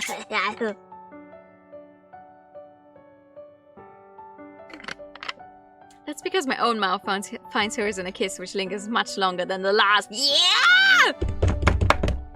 Let's go! I've endured nothing like the loneliness Faye has throughout all these decades. I'm not yet 3 decades old myself, but I've been lonely too. I've been looking for somebody to fill the hole in my life for a long while. Now I think I might just have found her. It's still too early for any Shakespearean declarations of love, but I'm pretty happy with the way things have turned out. My second kiss with Faye tastes faintly salty, like tears, but it's sweet nonetheless. So much so, I almost feel like swooning. Yeah. Like swooning! Subtitles, like swooning, not spooning! Bruh, okay. Almost, but not quite. I'm notoriously weak where pretty girls are involved, but I'm not quite that hopeless. Woo! I spent the rest of the day in Faye's company, attending to various chores about the house, and retreated her to our bedroom once night falls. Oh, suddenly it's our bedroom, huh? Okay. It's funny. I find myself thinking as I lie beside her in bed that I should think of this bedroom as ours. When I first moved in here over a month prior, I thought of the bedroom as belonging solely to me. It was mine, and so was the furniture inside it, and the hallways about it. I had no intention of sharing this house with anybody. I've had enough of communal living, having spent so many years in my rented London flat. I lived in a set of rooms all on my own on the 5th and final floor, but there were a good dozen people that inhabited the rooms beneath mine. A couple who lived on the 4th floor were prone to having arguments late at night, which woke me up on more than one occasion. The family on the 1st floor, meanwhile, had about 4 or 5 children. So many of them, and they ran about so much I never was able to count them all. We seemed to have constant birthdays around the clock. The neighborhood kids were always coming over, tramping in and out of the room, squealing and playing games and listening to very loud music. If I had a penny for every time my writing was interrupted at odd hours by the rousing strains of some Princess song, I wouldn't be a millionaire, but I'd have enough to buy myself a can of coffee from the corner shop. Living in London for years on end made me desire, above all, a bit of peace and quiet. Elton, being so far removed from the trappings of the day-to-day, seemed the perfect candidate. I wanted a space which was purely my own, free from the distractions brought about by other humans. And, if I'm being honest, I didn't have anybody in my life who would have been willing to drop everything to move to Elton with me. I had friends back in London, yes. Friends other than Niam, in fact, but they were busy with their own lives. Christine has her 2 sons to look after, and Sadie's been going through a rough time with her husband, and Allison's been working nights at the hospital. My friends' lives are deeply entrenched in London. They've carved out their own places upon this planet, forming families, or, in Sadie's case, watching as their families fall apart.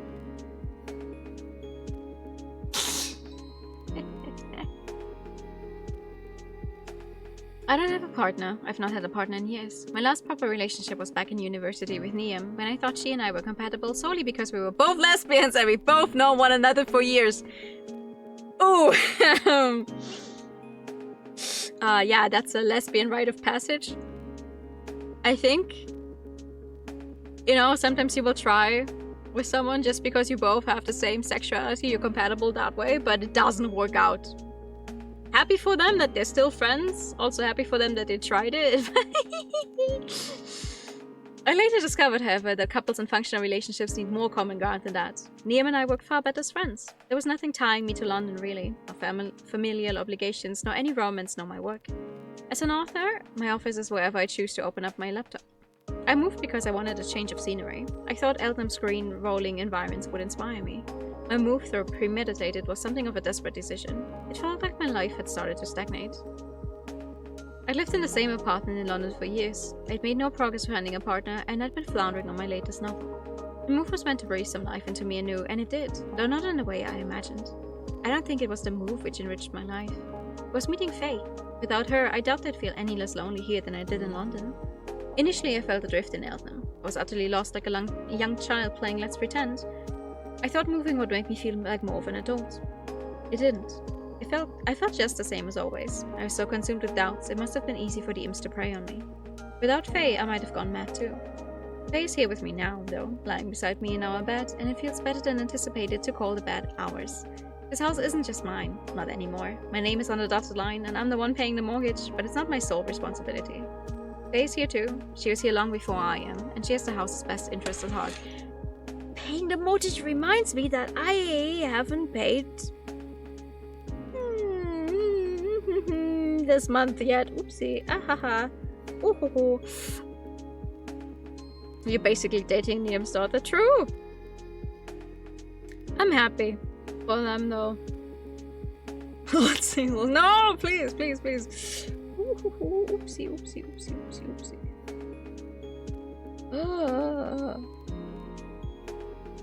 Oh, I have not. Sorry.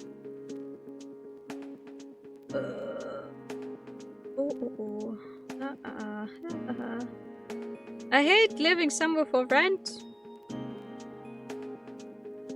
Horrible. You have to pay the rent. Shit.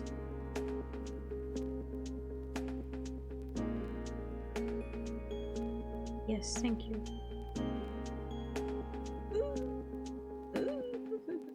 Oopsie. Okay. I have now paid rent. Faye's here too, and she was here long before I am, and she has the house's best interests at heart. She wants to look after it, and she wants to look after me. If I was alone, it's doubtful I could manage the running of the house on my own, but Faye makes everything much more palatable. I think that's why I find myself embracing her, my arms wound about her waist as we lie in bed together. My room, our room, is very quiet, which is to be expected given it's so late. The clock on my bedside table tells me it's past midnight. Curtains are drawn and all the lights have been turned off. The room is full of shadows, but they don't unnerve me as it did during the early days of my residence in Eltham. Instead, I welcome them. Faye's dark curls brush against my cheeks. She smells soft and clean of soap and shampoo. She might belong to a plane other than my own, but her current vessel feels comfortingly human. Her skin is soft to the touch, faintly warm from a bath, and her breathing is regular. I think she's fallen asleep already. For a being who claims she doesn't need to sleep, she's been indulging in it a lot lately. Faye's been indulging in all kinds of human customs since Niam bequeathed her a full-sized human body. She's been taking meals with me, having baths, and at nights we curl up in bed together like two peas in a pod. We go on walks together and weed the garden, and sometimes in the evenings we watch the television curled up on a couch. We feel almost like any other couple, unremarkable in our ordinariness. We would be wholly uninteresting if not for the small fact that Faye is a fairy who just so happens to be inhabiting the body of a doll. Faye has been observing humans for such a very long time, however, that her otherness isn't abundantly apparent. None of Eltham's residents seem to have spied that anything with her is at all amiss, apart from Violet. Violet seemed convinced that Faye was a wicked monster who meant to do me harm. She thought Faye had ended Mrs. Dryden's life, but I know that isn't the case. Faye is completely innocent.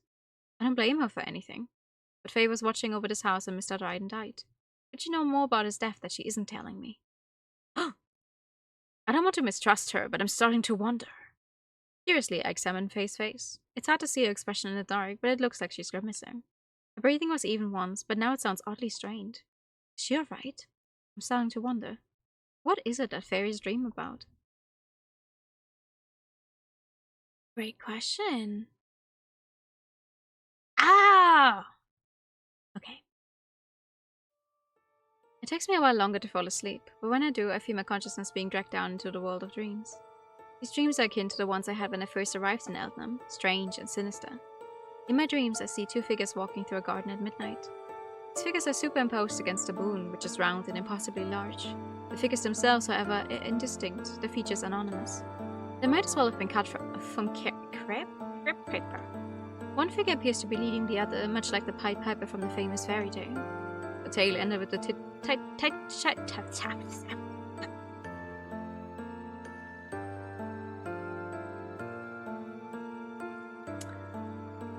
That tale ended with the titular piper wronged by the townsfolk whom he helped, stealing away scores of children at night. Where the children went or what the piper did to them is a mystery. The story always used to unnerve me as a child. I always thought that there was something uncomfortable, sinister about it. But I suppose a lot of fairy tales have eerie undertones. Children go missing in fairy tales all the time. Some are lured into gingerbread houses by wicked witches, while others are almost eaten by salivating wolves. Being a child in a fairy tale is no picnic. To use all their wits and ingenuity to survive, and even that's not always enough. They can still get spirited away regardless, just as unnamed droves of innocents did in Hamlin. Figures I can see in the distance in my dreamscape, however, are not children. I can tell based on their respective heights, though their features remain inscrutable. The figure in the lead is shorter than the one behind them, but they comport themselves with a good deal of grace. The figure has long hair which tumbles about their shoulders in waves, black as pitch, like spilled oil against a pale, pale moon. They wear what appears to be a dress, which flutters about their legs at every step like a shroud. I think they must be a woman. The second figure, by contrast, is tall and broad-shouldered. They appear to be wearing a suit, their legs thick and sturdy like two tree trunks. This, I imagine, is a man. I creep towards them, holding my breath. The wind brushes against my cheeks, cold and stagnant like the dead air in a crypt, and the grass about my legs undulates. I can hear the figures talking, though vaguely, their voices carried across to me upon the breeze. This hour? This had important... It is, very much so. Please, with me. I need to you. Couldn't we inside? No. I've already children to bed. If they wake up... Why does it matter? I should be own house. Please don't. Come down, dear. You're... Hate it when you say that. I am calm. Then we should be able to talk. Don't shout. I'm not shouting. Dear, please. The two figures come to a halt by the edge of a lake. It's a modestly sized lake, fringed by a large willow tree, which droops wanly over the... I am going... I don't know if Evie has DMs open, but I will tell her that I've learned a new word, and that is wanly, whatever. Because the amount of times I've stumbled upon it is crazy. How the fuck do you pronounce this? Wanley. Wanley. Okay, Wanley. Fucking hell, sorry. Which droops wanly over the black water. The man bears down upon the woman, his hands shoved deep into his pockets. So, he rounds on her, his voice demanding. What's all this about? Why'd you come out here, Elise? You should know when I go out that I want to be left alone. I know. The woman, Elise, replies quietly, her fingers threaded at her front. You always want to be left alone nowadays. I want to respect that, but it's been hard for me. I feel like we can never talk to one another. Oh, don't give me that. We're talking right now, aren't we? You flapping your gums and I'm responding. What is that other than talking? We are conversing to one another, yes, but are we talking? I would hardly call it that. How can we be talking when you've yet to realize who I really am? What do you mean? The man takes a step back. He sounds perturbed. Who else would you be other than my Elise? Who else, indeed? What? The man's fingers clench into fists at his sides. He's trying to sound composed, but I can see that he's trembling. His voice is beginning to slur. He must be drunk. Who would you be if not my Elise? You look just like her. You sound just like her too. Now stop playing these silly games. Do you think this is a game? What else would it be? Now stop this nonsense. The last thing I need is an earful from you. Nothing I do is good enough lately, not at work or at home, and I'm sick of it. Now I bet you want to tell me I'm not giving you enough, but I'm trying. Believe me, I am. Yes, you are. You're awfully trying. Oh, don't give me that. Stop acting high and mighty. You have no idea what things are like for me. You don't have to worry about work unlike me. You just need to stay here day in, day out in this lovely house that I paid for, reaping the benefits of my labor. Meanwhile, I'm stuck in London all week, working myself to death, and for what? For a wife who doesn't appreciate me and who doesn't try to understand me. Ooh. Silence reigns between the pair, broken by the sound of the breeze. I can see Elisa's face, but I can garner from the uptilt of her head that she's observing him with something akin to scorn. There's no begging and scraping on her end now. She certainly isn't calling him darling. The silence stretches on for such a long time it feels almost unbearable until Elise finally speaks. And what do you think your wife should appreciate you for? She takes a step forwards, the soles compressing the grass underfoot. Your constant bullying, your belittling, your insults, your general lack of appreciation in the dishes you break? Do you really think you deserve any thanks for that? If so, you're more delusional than I thought. The woman continues to walk, and as she does, her dress seems to unspool itself about her legs like smoke. The man, meanwhile, retreats, drawing back like a wounded soldier. He's staggering. Elise, are you really my wife? No, I'm not. I said as much, though it should have been obvious. How could you not tell? You've been married for 3 years, surely you should be able to recognize her by now. But you look just like her. You have her face. You even have her voice.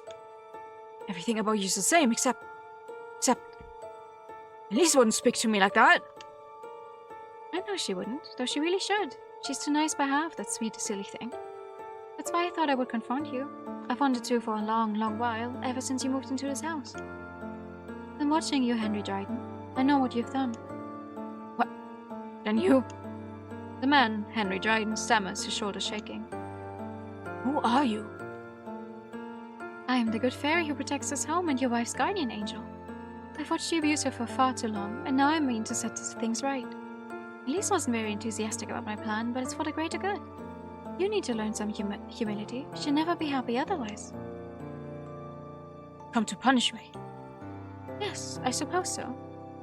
The woman shifts, and suddenly I see her, backlit by the moon. The shadows fall away from her face to reveal her complexion, white and smooth like cream in a cat's saucer. Her eyes are blue, but her hair is darker than the plumage of a raven. Her cheekbones are high, her nose aquiline, and her mouth, her pretty mouth red like a rosebud, is pulled upwards at the corners in a cold, hard smile. This woman is Elise Dryden. She's also not Elise Dryden at the same time. The Elise that Faye told me of would never smile like this, in so self-assured a manner. She doesn't look at all like a harried put-upon young wife. She looks instead like a demon. A monster. A wicked, malevolent imp. I'm going to punish you, and then maybe you think twice before you raise your voice to your wife. I won't let you hurt her anymore. The creature takes another step forwards while Henry Dryden takes a step back. His eyes are wide with panic, his iris is darting hither and thither, searching for some means of help. But of course there isn't any. The children have long since been put to bed indoors, and the maids are asleep. There's nobody there who can see them. If anything should go wrong out here in the garden at night, nobody in the house would be able to hear Henry scream. The creature steps forward once more. Henry steps back. No! Henry stammers, piteous as a child, despite his imposing stature, his broad shoulders, his powerful thighs. No, He takes another step back now, teetering precariously upon the banks of the lake. The soles of his boots slide out from beneath him. Then he falls. His arms fly upwards, his eyes wide in unspeakable blood-chilling terror.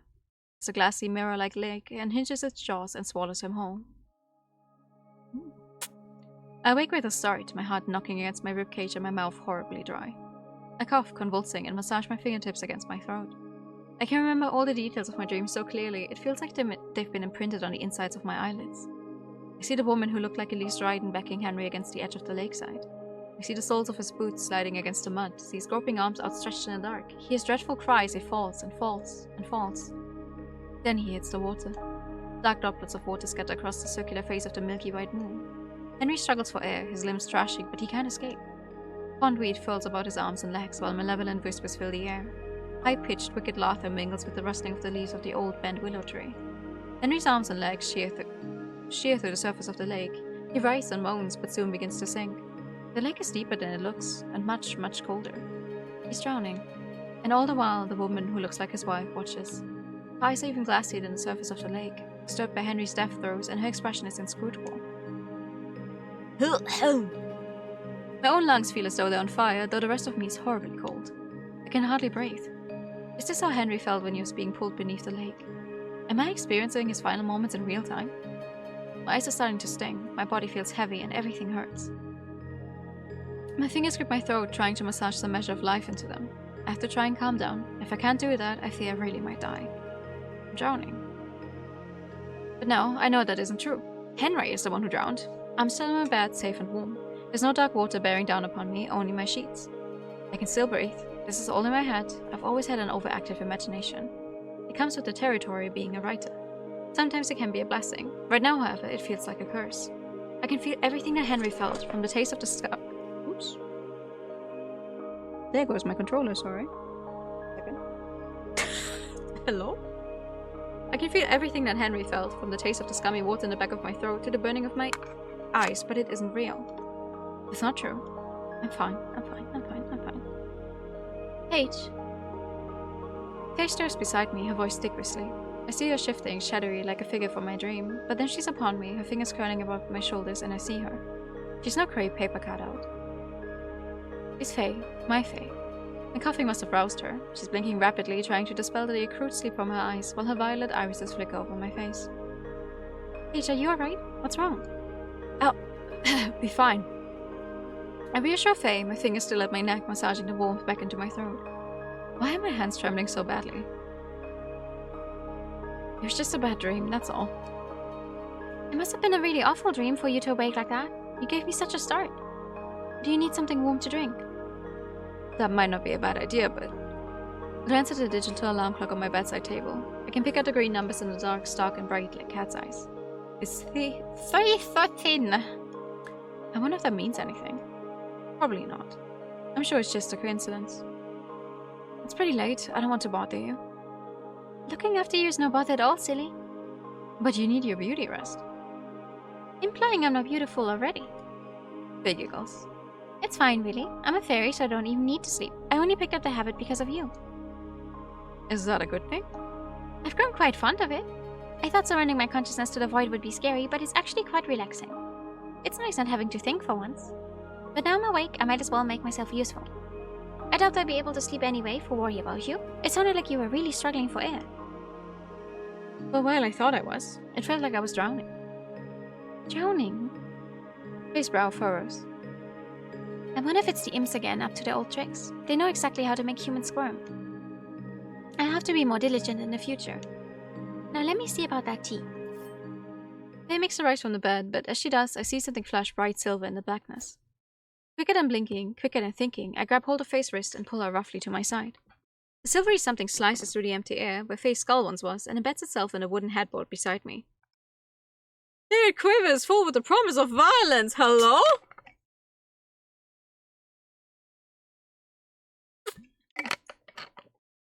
Get out of my house! A cursory inspection tells me that it's a knife, stainless steel with a wooden handle. It looks a bit like a sort of utensil you use for cutting up a steak. It absolutely shouldn't be used as a projectile. The both of you? What? Faye stares at the knife, her eyes wide. What's going on? That's what I would like to know. Hello? I glance about my bedroom, my eyes adjusting slowly to the dark while searching for the culprit. The knife is no ethereal construct crafted by dark magic. It is unmistakably solid, much like Faye's body pressed against my own. It must have come from somewhere, but where? Who would break into my bedroom at night armed with a knife, and why? If my university years spent writing crime fiction have taught me anything, there must be a motive behind it. Yeah, oh, come on! Yeah, I wonder whose sprite that is! There must be a motive behind this attack. The who and how done it are certainly important, but it's the why which will help me unravel this mystery. First, however, I need to locate my assailant. They must be hiding in my bedroom somewhere. Based on the trajectory of the knife, I'd wager they must be standing somewhere... Aha! There! My eyes lock upon a figure dressed in black, the face obscured by a hood, who's standing a few inches to the left of my bedroom door. Can you spot where the assailant is? Dun, dun, dun, dun. That's correct! Right next to the bookshelf. Good job!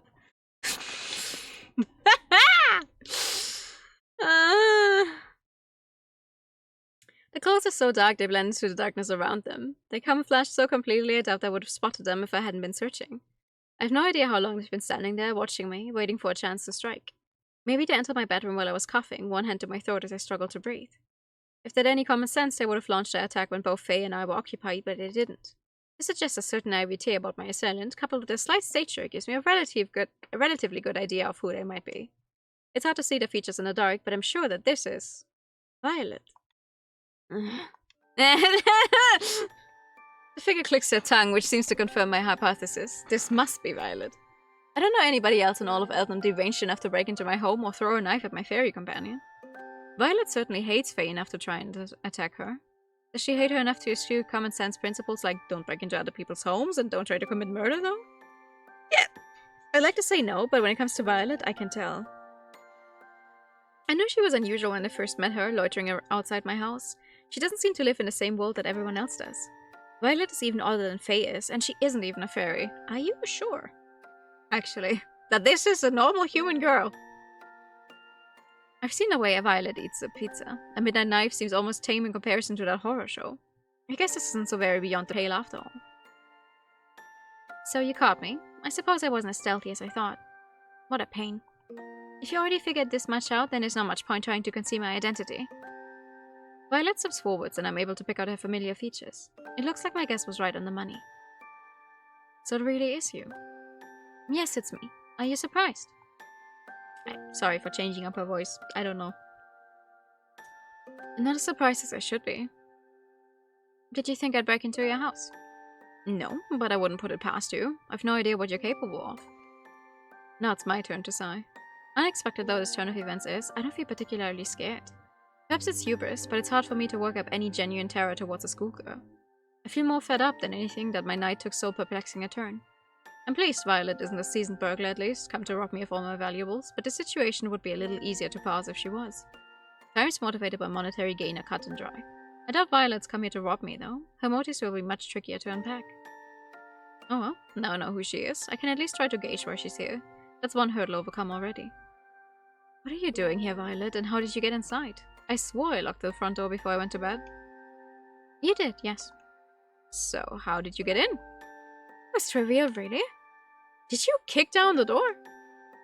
As if I would have woken you up. I wanted to be discreet, and anyway, I loved this house too much to hurt it. I used to spend every Sunday here with my grandmother when I was a little girl. She looked after me. It made her happy. I hate to damage this house no matter how old it is. That would break Grandma Elise's heart. So, how did you get in here? Obviously, I used a key. I didn't know you had one. Well, I do. This house belonged to my grandmother, and my parents hung on to the keys. I borrowed them for tonight's excursion. I thought you might have changed the lock since moving in, but you hadn't. The key worked just as it always had. What would you have done if she had changed the keys? The locks? Try again another night. Getting inside was simple, and finding your bedroom was even easier. I know the layout of this place like the back of my hand. Oh, I see. That does make a lot of sense. I can't believe I forgot to get the locks changed. That should have been the first thing on my priority list, but it slipped my mind. So scatterbrained, I keep letting all of these tasks slide. If it wasn't for Faye, I never would have made any headway in regards to the garden either. Speaking of Faye, she's crouched behind me on the bed, her arms looped through mine. She's staring at Violet as though she's just seen a ghost, her eyes almost inhumanly wide. She's trembling to such a violent degree I can hear her teeth chattering. Is she alright? I'd like to console her, but I'm not afforded the chance. Violet is glaring at me, her expression unforgiving. I think it should be pretty obvious why I'm here too. Don't keep keys to your old home, guys! There might be some teenagers who will come in and try to kill your fairy friends because they are blaming your fairy friends for their grandmother's deaths.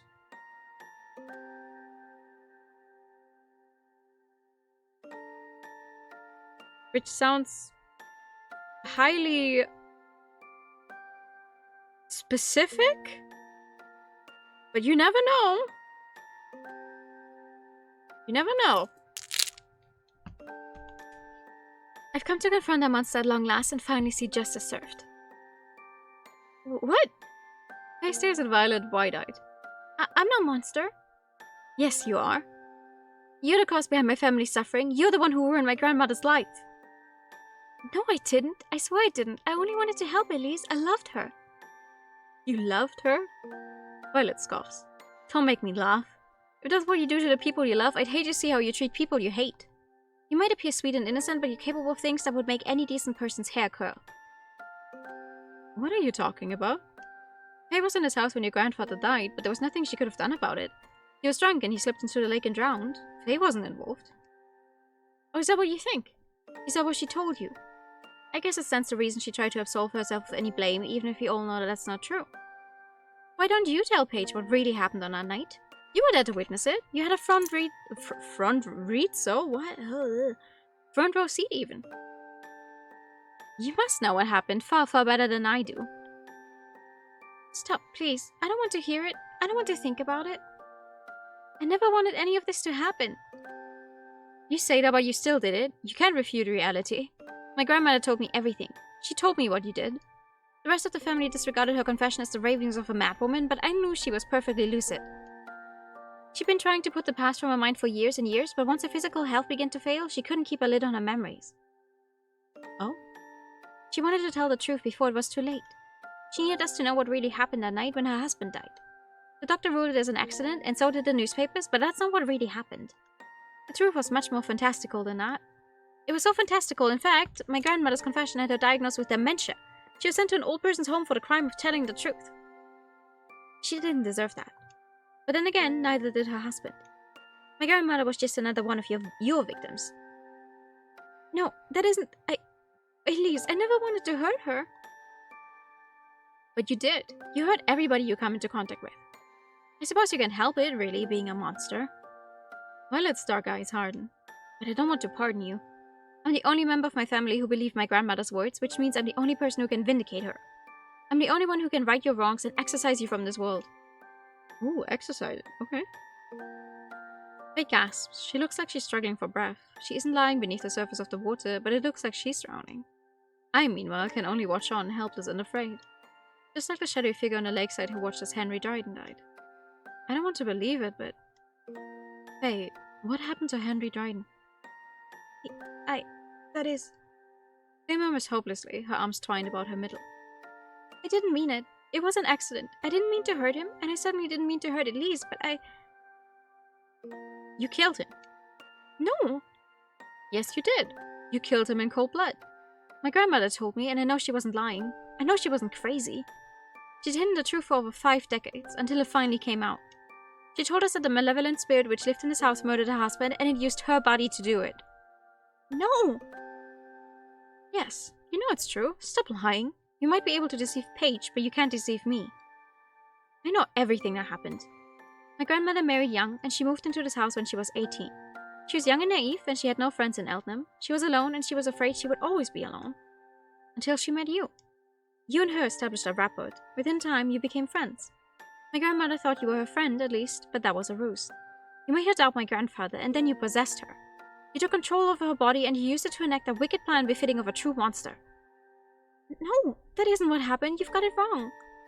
Yes, it is. You used my grandmother's body to lead my grandfather into the lake in the back garden. You threatened him, and then you pushed him. He fell into the water, and you watched him drown. You let him die. He died because of you. No, I didn't mean... My grandmother had to live with this knowledge for the rest of her life. She couldn't tell anybody the truth. How could she? They'd think that she was insane. She kept it to herself until she could remain quiet no longer. She spoke out, and lo and behold, her family thought she was mad. They didn't understand her. They didn't try to. They didn't care about her plight. They knew nothing of her guilt. They didn't know that she was forced to watch her own husband drown while being unable to do anything. The guilt she felt was intense. It ate away at her from the inside out, and I think that's what killed her in the end. Poisoned her. You killed my grandfather and my grandmother, but it looks like that wasn't enough for you. Now you're trying to sink your claws into Paige.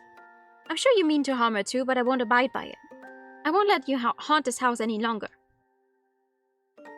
Hey, is this true? Did you really kill Henry? No, I didn't. I swear I didn't. Or at least, I didn't mean to. It was an accident.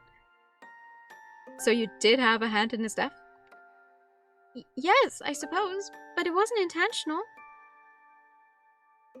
It's true that none of this would have happened were it not for me, but I didn't mean for him to die, I swear it. Why did you possess my grandmother's body then? Why did you lure my grandfather to the lake if not for your own malicious plans? It's true I did possess Elise. I'll admit that much. Jesus Christ. I told you I could only inhabit dolls, Paige, but that isn't true. My powers are stronger than that.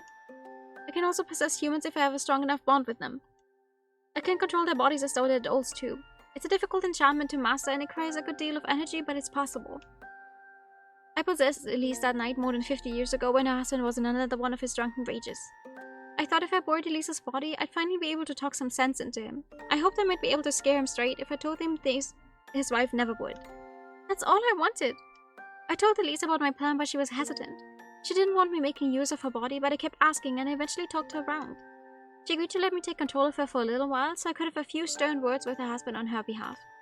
I had no intention of breaking Elise's trust, and I certainly didn't want to break her heart. I didn't mean for Henry to die, but Faye whimpers tearfully, her slender body racked with sobs. My plan was more successful than I anticipated. Hey, you scared him good! You scared him all the way into drowning, huh? I met Henry in the garden while he was pacing back and forth in a drunken stupor, and I led him to the lakeside. There I confronted him. I told him that I wasn't his wife, but her guardian angel, and I couldn't stand the way he'd been treating her. I said if he continued to make her suffer, I would make him very sorry. I was just trying to give him a shock. I didn't really want to hurt him, but Henry, Faye winces. He was an imposing giant of a man, much, much taller than Elise. During his university days, he'd been a member of the rowing team, and his arms and legs were all muscle. He got quite an intimidating figure, especially when he was in one of his tempers. Henry shouted a lot, and he looked scary, but it was nothing more than bluster. Beneath all that, he was a coward. His face turned pale the moment I turned against him. He was afraid, and he tried to flee, but he was so drunk he lost his footing. He slipped, and then he fell. He landed in a lake, and though he could swim, he couldn't get to the shore. I think he'd had too much whiskey. His coordination was shot. And then there were the imps. I saw them writhing about him. They grasped his legs and his arms, and they held him down. All those years spent rowing did nothing to help him. He couldn't fight them off. They dragged him under the water until he was submerged. He couldn't breathe. He was under the water for a long, long time.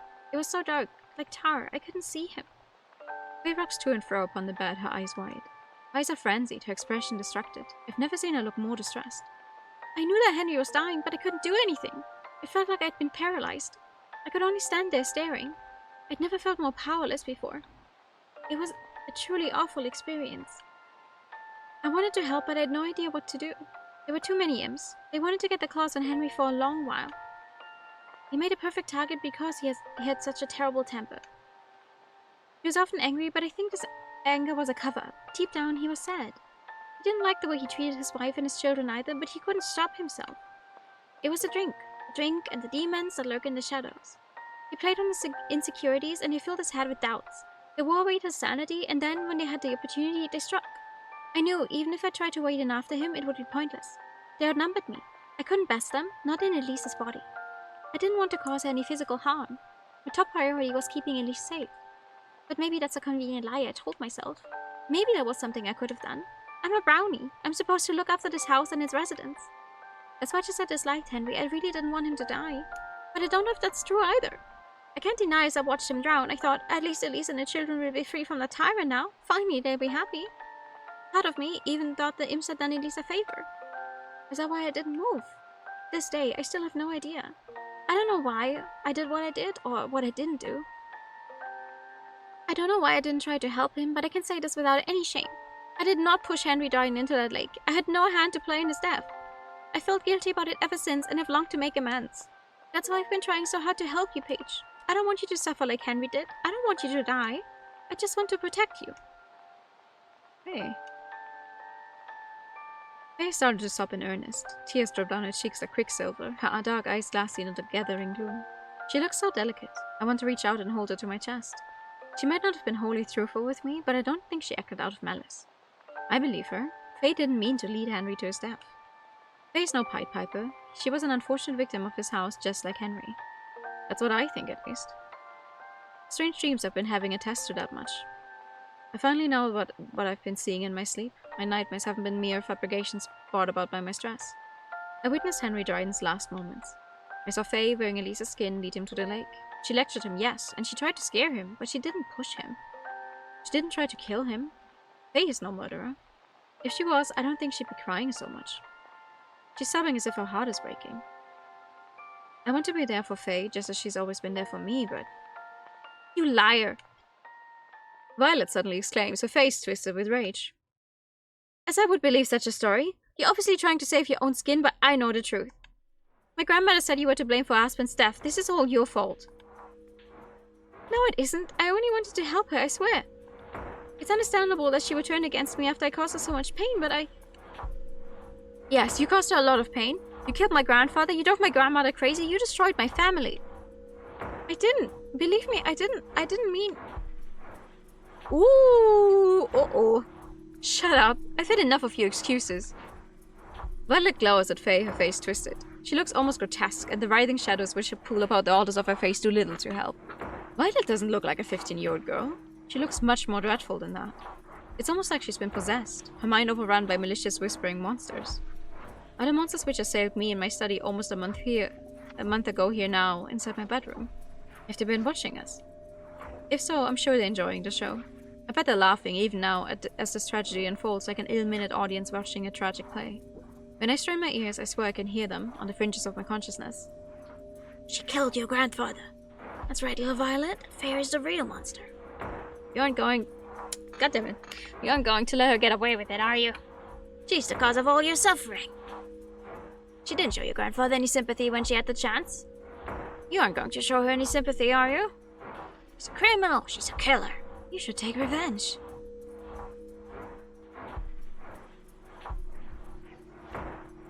No, Violet, you're stronger than that!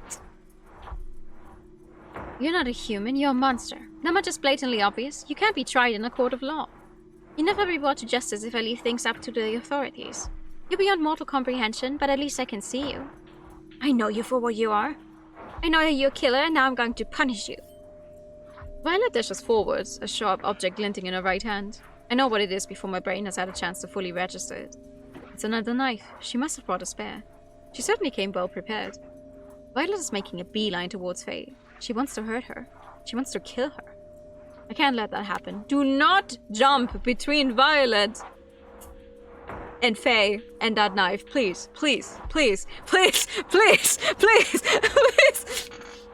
Faye has already suffered enough. She doesn't deserve all of this. Faye's decisions might have been ill-advised, but they didn't come from a bad place. She loved Elise, and she loved this house, and she wanted to protect them both. Now that Elise is dead, Faye has since shifted her attention to me.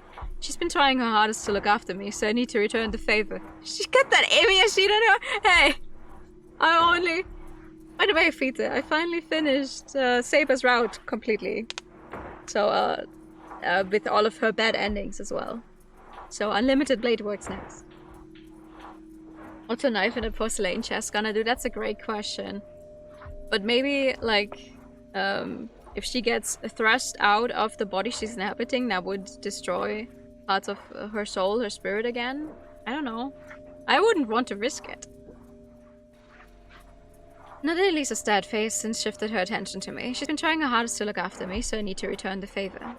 Faye saved me from the imps once before when I was in my office. Now I'm going to save her. Hey, watch out! Paige, what are you... Oh, no, don't do it! A sudden sharp pain assails me, seeming almost to rend my body in two. It starts at my side and spreads outwards. It's so intense, it feels like I've been set ablaze. I can't remember the last time I felt agony quite this intense. I can feel warm, sticky liquid oozing from my ribs. It sticks my pajama shirts to the curve of my spine like a second skin. My vision begins to blur. My head is pounding. What happened? Paige! Oh, Paige! I feel Faye's arms wind about me. The familiar scent of her soap and shampoo envelops me like a shroud. It takes me a few moments as I lie there, cuddled against Faye's chest, to realize what happened. I've been stabbed. This is wonderful. A sharp, coppery taste wells up in my mouth. I want to spit it out, but I'd hate to spatter Faye with my own blood. That wouldn't be very polite. She says bleeding out on the ground, by the way. But it's probably too late to worry about that. I must be leaking blood all over the bedsheets. How deep is the wound Violet inflicted on me? If I'd been turned around, her knife would have slipped between my ribs right into my heart. I think she really might have killed me. She should be more careful. She's only a kid. I can't have her ruining her life. Not over me. But I can't get out any words. My eyelids feel very heavy, as does the rest of my body. What's going on? Paige! Oh, Paige! Faye's fingers curl about my shoulders, and with anxious eyes she stares at me. Paige, are you alright? Stay with me, please. Don't close your eyes. I'm trying, but Faye... I murmur in a voice which doesn't sound like my own, rendered slow and sluggish through the sheer pain of it all. I had no idea being stabbed would be this agonizing. Yeah, yeah. I had an inkling, of course, having read so many murder mysteries, but reading about stabbings is very different from being stabbed in real life. It hurts. I can't imagine that it would, you silly thing, after you sustained a wound like that. You had no need to come to my aid, you know? My body's made of porcelain. It can be broken, but my consciousness would remain untouched. Well, we'll see. That's good to know. That's good to know. I didn't know that. Thank you for the postage.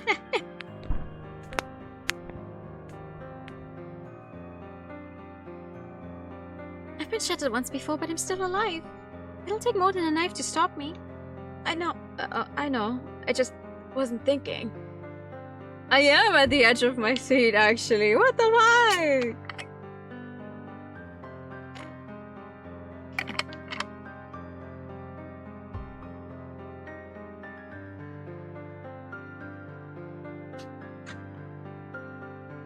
I didn't want to see you get hurt.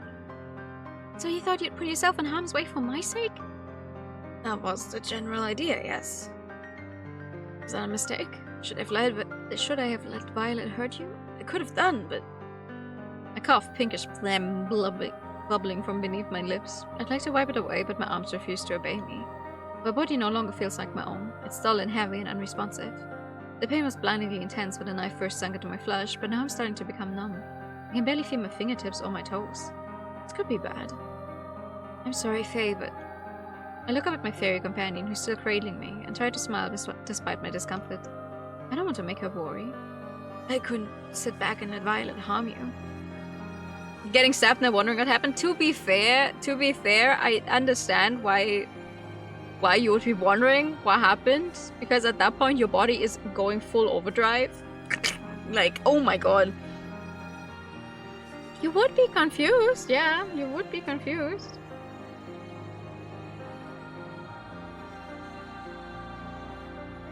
You mean too much for me for that. I care about you. Oh, Paige, I care about you too, which is why I can't stand to see you suffer like this. Good thing we're already on the ground.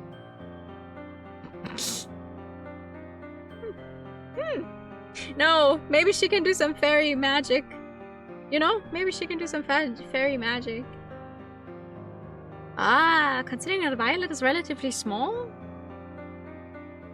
No, but she did say if she had been turned around, she would have hit her right between the ribs and hit her heart, so... surprisingly high up. I wanted to look after you. And you have. You rescued me from the imps, remember? I was just repaying the favor. Maybe I did, but that's my job. I'm obliged to put my life on the line for you. You don't have to do the same thing in return. Yes, I do. You do? Of course I do. We're friends, after all. Maybe we're something more? Oh! Paige, you're a dummy. You're such an idiot. I sniffles, her fingers curling about my own. You really have gotten yourself in a fine pickle. I don't know much about human anatomy, but I can tell this is a deep cut. It could be serious. If it gets infected... She bites her lower lip, her face heavy with doubt, but then she shakes her head. Let's not fuss about that. We need to get our priorities straight. I can tell, even through the haze of pain which shrouds me, that Faye is trying to remain strong for my sake. I might have taken a knife for her, but it still feels like she's only trying to protect me. She really is a good girl.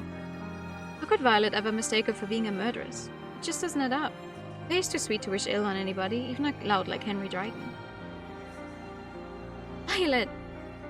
Faye looks at Violet, who's standing in a corner of my bedroom, stiller than a statue. She hasn't moved a muscle since her second failed attack on Faye, stunned perhaps by the damage she's caused. Violet mightn't be in her right mind, but I doubt she meant to stab me. I think she truly believed, twisted though her thought process was, that she was rescuing me. It was the imps which warmed her desires, spurring her into violence. She wasn't herself. I think she might have snapped out of her stupor though, because she blinks when Faye calls out to her. Yes, What is it? You need to get a basin of warm water sat and some bandages. Paige keeps them in the kitchen in a biscuit tin under the sink. Bandages? Yes, bandages! We need to dress Paige's wound quickly before any disease can set in. Then we need to call an ambulance. There's only so much we can do for her here. Yeah. Do you understand, Violet? Can you do that for me? Why do you care so much? I thought you were supposed to be a wicked monster, but less time talking, more time dressing that wound. Do you really care about Paige? Yes, I care about her. I care about her a lot and I want to look after her. My grandfather, you let him die. I watched him drown, yes. I've never been able to forget it. The moments weighed on me for years and years. I couldn't protect Henry or Elise despite my best efforts, but I can help Paige. That's all I want. Please, Violet, if we're going to save Paige, we need to work together. I can't bear the thought of standing back and letting somebody else die. I'd never be able to forgive myself. Does it mean you're not a monster then? No, I'm not. I'm the keeper of this house. I'm supposed to protect it.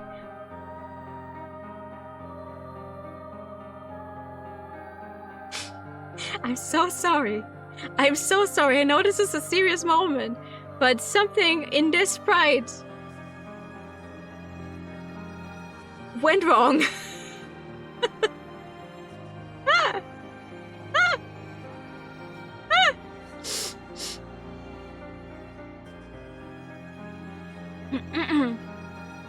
It says more scary. I know I've done a poor job at it over the years, but I'm not your enemy, I promise. The real monsters are the imps. They prey on the people's weaknesses, take advantage of their self-doubts, and spur them on into committing acts they would never usually consider. The imps are the ones who soured Henry and Lisa's marriage. They ruined their relationship and then they pulled him beneath the lake. They turned on Paige shortly after she moved in here, and they've even been working their wicked magic on you. I know you don't want to hurt anybody, Violet, not really. The imps put you up to it. Don't listen to the wicked whispers, they're trying to manipulate you. Help me, please, before it's too late. For a few moments, Violet remains quiet. Her hands trembling, her grip upon the handle of a trusty knife tightens. I worry for a few moments that Faye's emotional appeal has failed to reach its mark. I picture Violet striding forwards, a dark shadow in my dark bedroom, the blood-stained knife held aloft as she strives to finish what she started. Violet, you need to hurry! But realization finally crosses Violet's face. I think she's finally come to her senses. The imps might be whispering to her from the shadows, but Violet no longer listens to them. Faye's voice has cut through them. Right. Violet nods and lets the bloodied knife fall from her hand. It hits the carpet with a thud, staining the floor with droplets of my blood. Then she takes a step back. I'll help you, Faye. Let's do our best for Paige. And Paige, I don't know if you can hear me, but I really am sorry about this. Violet turns on her heels and exits my bedroom. The door closes behind her with a slam, and silence descends. I look up at my fairy companion, my eyes glassy. It's a struggle to see more than a foot in front of me, and Faye's pretty face is wavering, but I can just about pick out her features. She's smiling. It'll be alright, Paige, don't you worry. I'll make sure you get the medical attention you require. I'm here and I'll look after you. It's my job, both as a brownie. Faye's fingers find mine. Gently, she gives them a squeeze as though to impart in me some of her own strength. And as your beloved. Beloved! I care about you and I'm not going to let you die, I promise. Hey. I stare up at my savior, my vision badly blurred. My body might be on the brink of giving out, but Faye's presence is a comfort. When I'm with her, I almost feel like I can ignore the pain. It doesn't hurt too badly when I'm with her. Thank you for looking out for me. You've done so much for me. I have to return the favor. You just jumped in between her and a knife, brother. Can't let it end like this. I'm going to keep on fighting, so don't worry. I'm not going to leave you. Not now, nor ever. I'd like to cling to my consciousness, but my body feels much too numb. Try though I might, I can't keep my eyes open. My eyelids start to droop, and with a soft sigh, I finally succumb. Dun, dun, dun! Okay, sorry. Be right back. I really... You guys don't have any sound, do you? Be right back.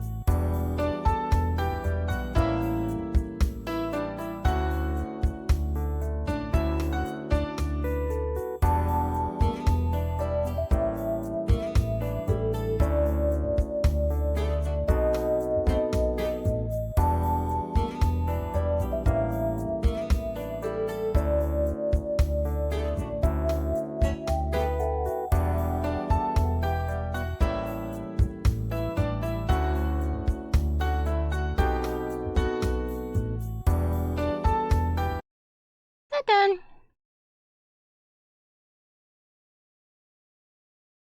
Like my body is really warm and stuff. Eh? But you wake up. That's the part we're trying to reach. We wake up, okay? Again. Thank you.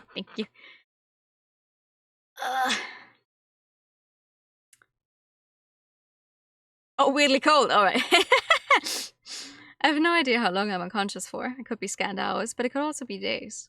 I drift untethered like the poor little mermaid from the original fairy tale, wending her way through the air as a lost, lonely soul. My slumber is the deep, dreamless slumber of the dead, void of dreams. During my slumber, my body is insensible. I cannot see anything, hear anything, feel anything. I rest and I rest and I rest, quite motionless. Waking up and only seeing clouds. Oh, that would be nice, though. I like clouds. Until with a sudden start, my senses return. Yeah, you feel I was thinking the same thing right now. Like, okay. I break through the waters of my own consciousness, then swim up to the surface. And then I press the wrong button again. There we go. Henry Dryden never had a chance to recover after his run-in with the imps, but I'm not Henry Dryden. They didn't stand idle while I bled out over my bedsheets. She rushed to my aid, and in so doing, she saved me. They promised that she would protect me, and I don't want to turn into a liar. Not again. I want to recover for Faye's sake. I need to recover. I can bear the thought of leaving her on her own. So I open my eyes. My eyelids feel heavy as lead, but I prise them open regardless. The back of my head aches, and there's a metallic taste in my mouth. The numbness which once assailed me has faded, and I can feel the wound in my back stinging with a newfound sharpness. Hurts. I grit my teeth together, trying to endure the pain. I tell myself, even as my back aches, why? What is wrong with me today? I tell myself, even as my back aches, that it isn't so bad. It was only a little knife wound. Characters in murder mysteries suffer much worse. Characters in murder mysteries often end up dead, actually, as a result of their wounds. The clue is in a genre named murder mystery. Yeah. See? I was just about to say, usually they suffer worse because they end up dying, yeah. There's not much of a mystery to be had if there isn't at least one corpse for the detective to pore over. I'm not a character in a novel, though, and have long since left murder mysteries behind me. I write fantasy stories aimed at young children, full of whimsy. I didn't kill off a single character in Cristobal. Writing all that gritty adult fiction which never appealed to any publishers wore me down in regards to blood, guts, and viscera. I'm through with trying to be a serious writer. I'd rather do what makes me happy, and writing fantasy stories satisfies that itch. I want to keep on writing. I've still got to finish writing down Natalie's adventures, and above all else, I want to save Faye. I wanted to know that I'm alright. The pain that I'm feeling is nothing more than a state of mind. I can fight my way through it. I won't let it defeat me. Another character in a novel. Yeah, sure. Yeah. Attempted murder mystery doesn't roll off the tongue. Paige! An exclamation catches my attention. I turn my head, peering through the dark. Where am I anyway? And soon come face to face with... exactly who you wanted to see. Hey. Yes, it's me. I'm here, and so are you. Hot Cookies is now playing. Okay. Oh, Paige, I was so worried about you. Hey. I begin, but my companion is upon me before I can say anything more substantial. She leans forward, twining her arms about me, and holds me close, her dark hair tickling my cheeks. Her embrace isn't entirely unwelcome, but... it hurts. Yeah, it hurts. Brand new pain sears through me, even more intense than before. They must have agitated my injury, inadvertently, I'm sure, because it smarts. I don't mean to sound melodramatic, but it feels like the blood that runs through my veins has been replaced with molten lead. Oh no, I'm so sorry. Faye, realizing her mistake, draws back, shamefaced. Are you alright, Paige? I hope I didn't hurt you too badly. I wasn't thinking. I'm alright. You don't need to worry. Are you sure about that? Faye's eyes peer into mine, large and liquid. She looks so concerned, I can't help but want to tease her. I'm doing surprisingly well, yeah, given I was stabbed. If nothing else, I've come out of it better than Caesar. Yeah. I grin and give Faye's hand a squeeze. I live, so don't worry. I've made it through the worst of it. It should be smooth sailing from here on out. At least I hope it is. I can't say for certain. I've never been stabbed before. I've done a bunch of research about it, though. For your stories? I thought you wrote children's books. Faye frowns.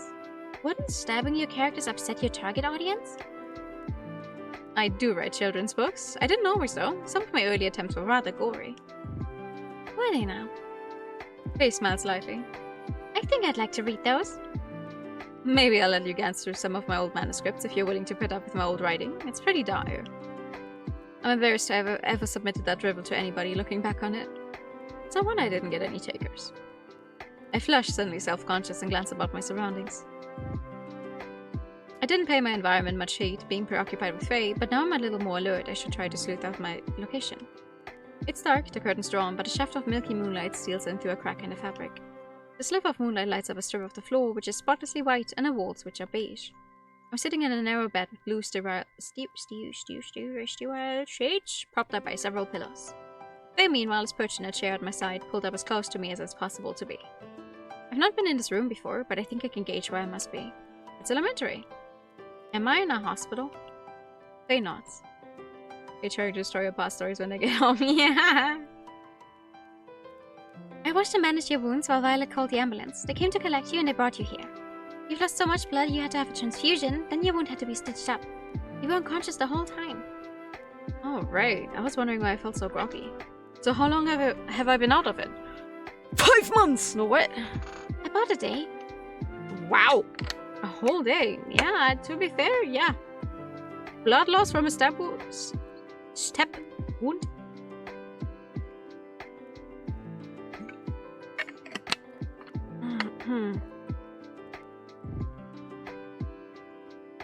Stab wound? Faye nods. I asked the doctor about it earlier when he was doing his rounds. He told me you'd lost so much blood that was to be expected, and you had been to quite an ordeal too. He said that people have to sleep a lot when they're jet-lagged, but being stabbed is a mite more serious than that. He exclaims in a manner which presumably is meant to mimic my doctor. I grin, amused by her impression, and reply with a light. And what did you say in response to that? I said I didn't think he was taking your injuries seriously enough, and he said he was taking them just as seriously as he needed to. Don't fret so much, miss. Your friend will be fine. The operation went off without a hitch. She'll be up and at them before you know it. Now why did you come away from her bedside? You boring a hole through her head won't help her recover any quicker. But you didn't come away, I take it. No, I didn't. I couldn't. I've been sitting here since you were brought in, waiting for you to open your eyes. You've been sitting here for 24 hours. That's right. I'm a fairy, so I don't need to eat or sleep, and I don't need to go to the bathroom either. The doctor was worried about me, I think, but I stood my ground. How could I abandon you now when you're in such a state? If you need me to look after you, I'm supposed to be your brownie. Even though we're no longer in Eltham. Even so, I'll always be your guardian angel no matter where we are. The sincerity in Faye's voice touches me. My heart trembles and I feel a blush rising to my cheeks. I'm a little worried that Faye has been pushing herself too hard for my sake. But it is nice to be wanted like this. Well, thank you very much. I'm glad you care so much, but I think the doctor might have had a point. There was no need for you to go to such extremes for my sake. I told you I'd be fine, remember? Didn't you believe me? I wanted to, but part of me worried. I've seen so much misfortune in my time, I was worried you might be next. I didn't want you to go the same way as Henry and Elise. I couldn't stand that. You don't need to stand it. I'll be alright. It'll take more than a knife in the back to keep me away from you. Oh! My, how gallant. Faye giggles. Now you sound like a handsome prince. Well, I do write fairy tales. Maybe it comes with the territory. I've not written any handsome princes in my time, though. Don't you care for them? I'd rather write about earnest, hardworking fairies like you. I think the fairy tale writers of yore have given you kind of a poor rep. They always make you out to be villains. I'd say it's high time I change that. The public deserves to know the truth. You're a good fairy, Faye, and I bet the rest of your kind are too. I don't know about that. The other fae folk I know aren't particularly inclined to gad about with humans, not like I am. I'm a bit of a special case. I'm glad you are. I'm very glad I met you. Please. Faye sighs, a tremulous smile rising to her lips. Thank you. No, thank you for helping me. I shudder to think where I'd be if it wasn't for your speedy intervention. You might have saved my life. Only because you put it in danger in the first place, silly. Villains are part of doomed jury. I was quite silly back then, wasn't I? I wasn't thinking clearly, all my wits deserted me. Not that I've ever had many of those. Still, all's well that ends well, eh? Oh, I do hope so. I'll do my best not to betray sad hopes. I've worked through my angsty phase, and now I'm rather partial to a happy ending. Speaking of which, what happened to Violet? She didn't get into trouble, did she? I might have been unconscious when the ambulance arrived, but the circumstances must have looked suspicious. I was bleeding profusely, and Violet was the one with the knife. Violet might have stabbed me, but I don't want her getting into serious trouble on my behalf. She didn't mean to stab me. I think she was being manipulated by the imps.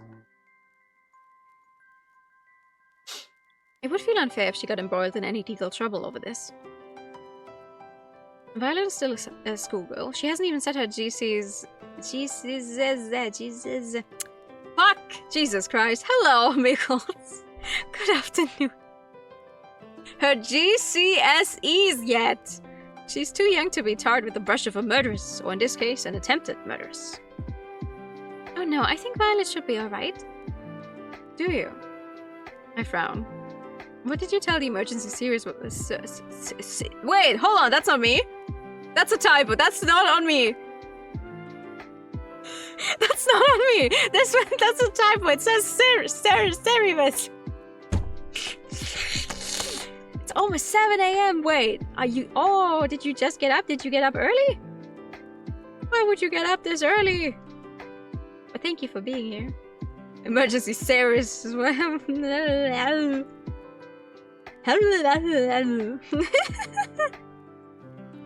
Ah! Violet's parents should know about her visits to her grandma's house, oh for sure. Okay. What did you tell the emergency services when they arrived? They must have asked why I got hurt. And they must have been wondering what Violet was doing there too. The knife embedded in the headboard of my bed might have given them cause for concern too, unless Faye removed it before they got there. What about the knife covered in my blood, which Violet left on the floor? It doesn't matter if the police is comprised of bumbling, incompetent, let's try it. Any fool should be able to piece these clues together and come up with the truth, minus the involvement of the imps, that is. I don't think anybody could guess as to the supernatural origins behind my injury. Faye, sensing my concern, smiles. I know you're worried about Violet, Paige, but it's alright. I told the hospital workers that you were injured by an intruder. An intruder? Faye nods. Well, it's not a complete lie, is it? I told myself I was going to try and be honest from now on, or you'll never be able to trust me again. I didn't mention that the intruder was Violet, though, that's all. I said that Violet and I were friends. She doesn't look that much younger than me, and I invited her for a sleepover. Can't invite anyone to go crazy, for sure. Hey, yeah, you watch a bunch of German-speaking streamers, gee, I wonder what who those streamers are. Ah, time zones. Don't we all love time zones?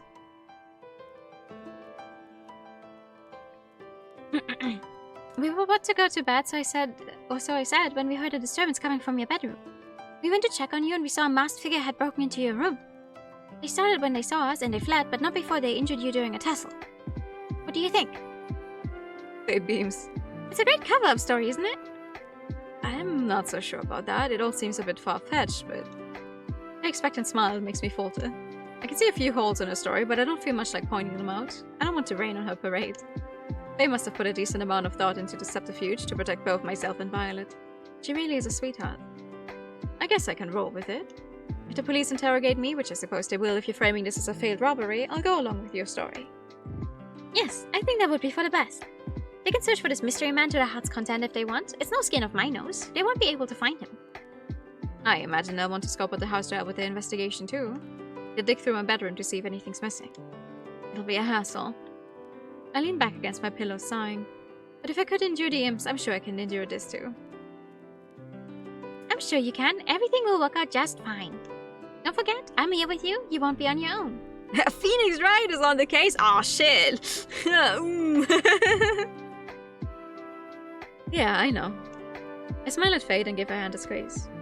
Thanks. It means a lot to me. I'm glad I have you here, and I'm glad you covered for Violet. It was very good of you after she tried to kill you. I don't know if many people could be so considerate. It's fine. I've had quite enough of holding grudges. That only seems to lead to chaos. As Henry's eventual fate has shown us. Faye frowns. I never liked him very much, but now I'm starting to wonder whether he wasn't a victim in all of this himself. He wasn't a good husband to Elise, but he wasn't completely wicked. He did care for her deep down beneath his paranoia. If Henry and Elise had moved to Eltham, maybe they could have had a happy family together. The subtitles whenever I fuck up look so horrible. The imps were his undoing. They sniffed out his weaknesses, then exploited them. They scooped out all his goodness and they turned him into a caricature of himself. In the end, it's hard to say whether he was acting of his volition or theirs. Perhaps he was nothing more than their puppet. If I'd tried harder, maybe I could have saved him. But that's all in the past. I'm glad I was able to help you at least, Paige. And Violet too. I don't want any of us to get into trouble. I feel exactly the same. It's like you can read my mind. My abilities aren't quite that potent. But I can perform quite a lot of feats, yes. You don't know the half of it, hehe. Okay. That's what Faye says, but her magic wasn't enough to rescue Henry from the lake. She couldn't save him. She could only watch, standing beneath the twisted willow tree while the life drained slowly from him. It's an unpleasant mental image. I'm not thrashing beneath the icy water, I'm just lying in a hospital bed, but a sudden chill takes hold of me regardless.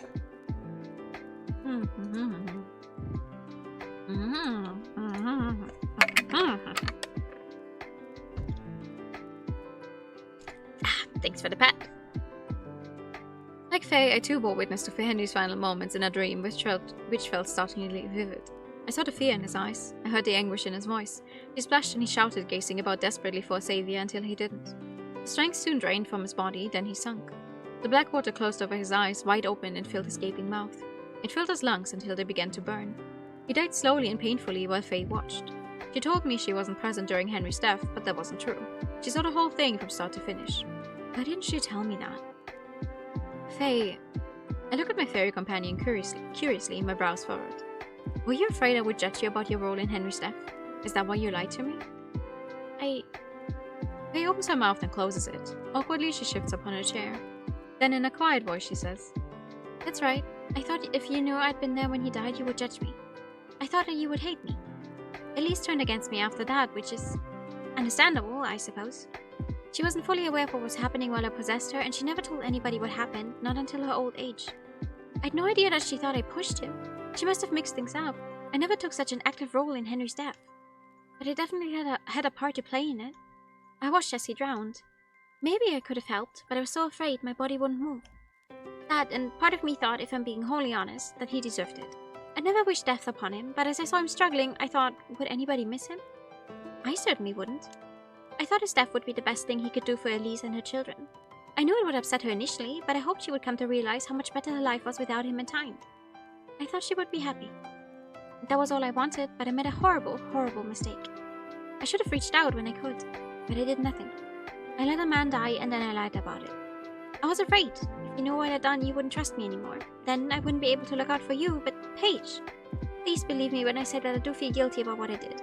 I feel horribly guilty, and I wanted to make amends for such a long time. To be fair, she had to watch a man drown right in front of her face, and then lose her one human friend she could actually talk to, and could only watch for over 50 years until she also eventually succumbed to her death. Like, I think that's quite a long time to be carrying that guilt with you. That's why I've been trying so hard to look after you. I know I can undo the past, but I can at least try to make you happy. That was my initial idea, at least, before I'd properly got to know you. But we spent enough time together that you really have become precious to me. I like you for you, not just because you're a resident of the house. The house. I like you a lot, and if you stopped liking me over my past, I think it would destroy me. I couldn't bear if that happened. Tears begin to trickle down Faye's cheeks anew, illuminated in the sliver of light which emits through the parted curtains. The moonlight catches in her dark pearls, so they shimmer. For Porcelain Doll, Faye really does cry a lot. I suppose it's a sign of just how deeply she cares about me. My heart twists in sympathy for Faye, slumped in a chair by my bedside. She watched Henry Dryden die, and she's had to carry the burden of that for decades all alone. For the longest time, Faye has had nobody to confide in. It's no wonder that she latched onto me as she did, hoping, I think, to absolve her own shame. In the beginning, she was using me as a means to an end, but I believe her when she says our relationship has evolved into something more than that. She cares about me, and I care for her. If I didn't, the sight of her tears wouldn't disorient me so. I don't want her to cry, so... It's alright, Faye. It's in the past. I lean towards her, taking care not to agitate my wounds, then wind my arms about Faye's slender shoulders. I hold her close, our chests pressed flushed, and smiling, I say, I understand why you did what you did, and I don't judge you. You don't? Could I, after everything you've done for me? I'd say you've repaid your debt tenfold. If it wasn't for you, I would still be bleeding out on my bed. On my bed. Not twofold? Twofold? What? Twofold? And if it weren't for me, you never would have been stabbed to begin with. Details, details. You didn't come at me with a knife. Violet is the real culprit here, not that I want to dwell on that. I'm fine, and so are you, and that's all that matters. You might have a few black marks on your record, but I think you've been doing a wonderful job as my brownie. In fact, you've even been putting in overtime. You haven't eaten or slept in 24 whole hours, you silly thing. I don't need to eat or sleep, and even if I did, I don't think I'd be able to. I was just so worried about you. Yes, I know, I understand, and I appreciate it, but you shouldn't worry any longer. Everything will be fine. You really think so? I'm sure of it. I've written enough fairy tales myself to know how these things should pan out. And I think we're going to have a happy ending. We have to. I am in love with you, after all. You are? Faye stares at me. Her face is flushed and her cheeks are wet with tears, but she looks no less adorable for it. Do you really still love me knowing what I did? I do, yes. I love you. And I want to stay with you. I don't think that will change in a hurry, unless you have even more skeletons hiding away in your cupboard you'd care to disclose. Serena's going on, wasn't it? She's trying to do me happy. Yeah! Oh no. The night of Henry Dryden's death was me at my worst. I've never done anything like that since. I don't plan to either. Then it's fine. Now dry your eyes. I think I'll recover more quickly if I can see you smiling. Oh, Paige, thank you so much. For what? For being so nice to me. You don't need to thank me for that. I want to be nice to you. I'd be a poor partner if I wanted to make you miserable. It's with this remark that I dip my head, then press my lips to Faye's. Tiji? Kissiji? She sighs against a kiss in surprise, but she soon relaxes into it. Her eyelashes flutter close and her arms twine about me, holding me closer to her trembling body. The fingers brush against the wound on my back, agitating it, but the tongues of fire that flicker within me last only for a moment. The pain cannot hope to dilute my happiness. The kiss is slightly salty, owing to Faye's tears, but that adds to a bitter undercurrent which makes it feel all the realer. I moved to Eltham, searching for a place I belonged, and I think I finally found it. My home isn't in a large house with the overgrown back garden. There's nothing more than a collection of bricks and mortar. An old collection of bricks and mortar, yes, but bricks and mortar nonetheless. A home is more than a set of rooms with a roof on top of them. A home is what you make of it. It's the people you care about. And there's nobody I care about more than Faye. I know, as I kiss Faye, that this is where I want to be. It's where I always want to be. I finally found the place where I belong. Oh, come on!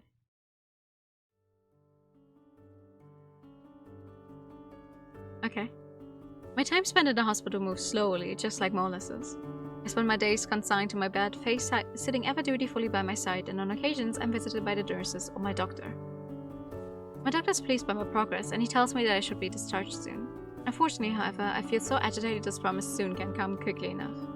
I want to return to my home in Eltham so I can press on with my writing. I've thought about all sorts of scenarios to put Natalie in, and I'm eager to set them down in words. I've never wanted to write as badly before as I do now. I hope that's a good sign. Fortunately, Faye is there to help take my mind off matters. She remains a stalwart companion during my convalescence, and she isn't my only visitor either. Oh! Oh, Niam! Niam stops by to see me a few days after my admittance, at a surprisingly early hour for her, giving her vampiric tendencies. She asks me what happened, and I give her an abridged version of the night's events. I tell her about Violet and about Faye and about Henry's death while she sits and listens. My narrative must sound bizarre, but Niam doesn't even look surprised. She must be accustomed to hearing my wild yarns at this point, since I've run so many story ideas with her. I was still in my crime fiction phase when Niam and I lived together, and I recall her stories so far, far gorier than anything I've been through. Niam takes my tale in a stride, with a series of knots and a vague... Oh, I see. That sounds awfully exciting. I suppose it was, yes. I almost felt for a few moments like I was a heroine in one of my stories. Would you write about it in a story, do you think? I'm not so sure about that. The subject matter might be a bit too dark for my readers. I don't think 10-year-olds are very fond of stories about attempted stabbings. Oh, you would be surprised. At that age, I used to decapitate my dolls, don't you remember? Of course I remember. You did all sorts of awful things to them. You hacked off their limbs and you drowned them in the bath and you tried to sew them together. Well... Ah, yes, those were the days. I'd rather fancy myself as a mad scientist back then. Mixing and matching body parts was a lot of fun. I know you had a blast, but you drove your mother to Batty. She thought there was something wrong with you. Wrong? With me? Niam gestures to herself with her black painted fingernails, her eyes wide. How could you suggest such a thing? My appreciation for the macabre was perfectly healthy. Maybe if you add an "un" in front of it? Oh, don't give me that. I know you enjoyed hacking at my dolls just as much as I did. That's only because you made the chaos look so appealing. You okay, both of you, what the hell? Oh. It's book stick on a book with Japanese ghosts dripping blood around it. Oh my god. And what can I say? I'm a trendsetter. Liam and I chatted companionably for the duration of her visit about silly and inconsequential things from our childhoods. While we talk, Faye has the good grace to leave the room and give us some privacy, a small act of kindness which does not go unnoticed. Faye's awfully considerate. Liam might dress all in black, like a spectre from a horror flick, but her visit leaves my own spirit sufficiently restored. The company is surprisingly soothing for a woman who once used to conduct truly awful operations on her dolls. If Liam's dolls could talk, I have no doubts they would have cursed her, which is so funny considering she now makes them for a living, no? She violated all kinds of human rights regulations back in the day with her father's hand razor and a pair of tweezers. I tease Liam over her wanton destruction of her dolls now, but I used to get pretty embroiled in her experience myself. Then when I got older, I started to commit unspeakable atrocities to my fictional characters. Maybe that's why Liam and I hit it off so well. Unfortunately, Liam isn't the only person who pays me a visit at my sickbed. 2 police constables stopped by from Maidstone's local department to ask me about a supposed break-in that Faye used to explain away my injuries. While I was honest with Liam about how my injuries came about, I can't afford these officers the same luxury. They wouldn't believe me about the imps. They'd only seize on the fact that Violet came at me brandishing a knife and they'd want to press charges. I don't want to get involved in a court case, not against a 15-year-old girl. I have more important things to attend to, like my writing. I fobbed the police officers with the same fabricated story of Faye's. I corroborate the fiction that Violet had come over for a sleepover with Faye, who informed the police is a younger sister of a friend from back in university. Thankfully, the surgeons don't seem all that interested in my relationship with Faye. They're more intrigued about the identity of the masked intruder. What did they look like? The police asked. Were they man or woman? How tall were they, approximately? Did you see their face at all? Did they threaten you? Make any demands? What time was it when they broke in? I answer these questions vaguely, knowing full well that I've left the officers dissatisfied when they finally leave. I feel a little guilty about wasting the police's time like this, but leading them on a wild goose chase is preferable over helping them find the real perpetrator. I just hope Violet appreciates the hoops I've jumped through for her sake. It's not every day that I lie so brazenly to the police. Eventually, after about a week, my discharge date arrives. My doctor gives me a once-over, and after determining my wounds have healed up, he grants me the all clear. I leave the oppressive wide world of Maidstone's General Hospital, Faye by my side with a spring to my step. I'm consciously aware that I've wasted a lot of time, and now I'm eager to make up for it. I can't wait to sit down in my office at my old writing desk with my laptop. My fingers are positively itching to hammer on my keyboard once more. I have a good feeling about the rest of Natalie's adventures, and I want to indulge in that feeling to the fullest. It's finally time to start working on my future one word at a time. New Spaceman of Doll experiences for the sequel. I throw myself into my work the moment I get back home. I while away my days in my office at my laptop, typing away frenziedly at my keyboard. Natalie's story comes to life before my very eyes day by day. I piece together her past, her personality, and her preferences until she feels like a real, fully formed person. I send her on a whirlwind deluge of adventures through fairyland, during which she meets any number of interesting characters, from friends as well as foes. I subject her to all sorts of trials, but she emerges from them triumphant as any heroine should. In the first few pages of my tale, Natalie is introduced as a spoiled, selfish girl. By the end of the story, however, she's transformed into a much more pleasant girl, good-natured, amenable, and friendly. I worked so frantically. I finished the whole draft a mere 2 weeks after my hospitalization. I'm sure there'll be a lot of rewriting and correcting to do, but I'm happy with my accomplishment. I have Faye read through my script. She backs me, in fact, and she seems rather taken with it. Natalie's snide asides often makes her giggle, and she's particularly fond of Natalie's ditzy fairy companion Flora. Oh, she's such a silly thing, Faye exclaims, and Flora trips over her own feet for the umpteenth time, despite her ability to fly. I can't help but feel called out. It's like I'm reading about myself. I've yet to send the manuscript to Frances for approval, but I'm cautiously optimistic that she'll appreciate it. Natalie's tale is similar to Christabel's, but it's even more upbeat. It's such a fiercely positive story. I'm surprised I was able to coax it out of me after spending so many months in the doldrums of despair. That must be owing to Faye's influence. It's hard being negative in her company. I might live in a house with a dark, unpleasant history, but I hardly give Henry Darden's fate a passing thought. The imps may be trying to whisper to me for all I know, but I refuse to lend their wicked words any credence.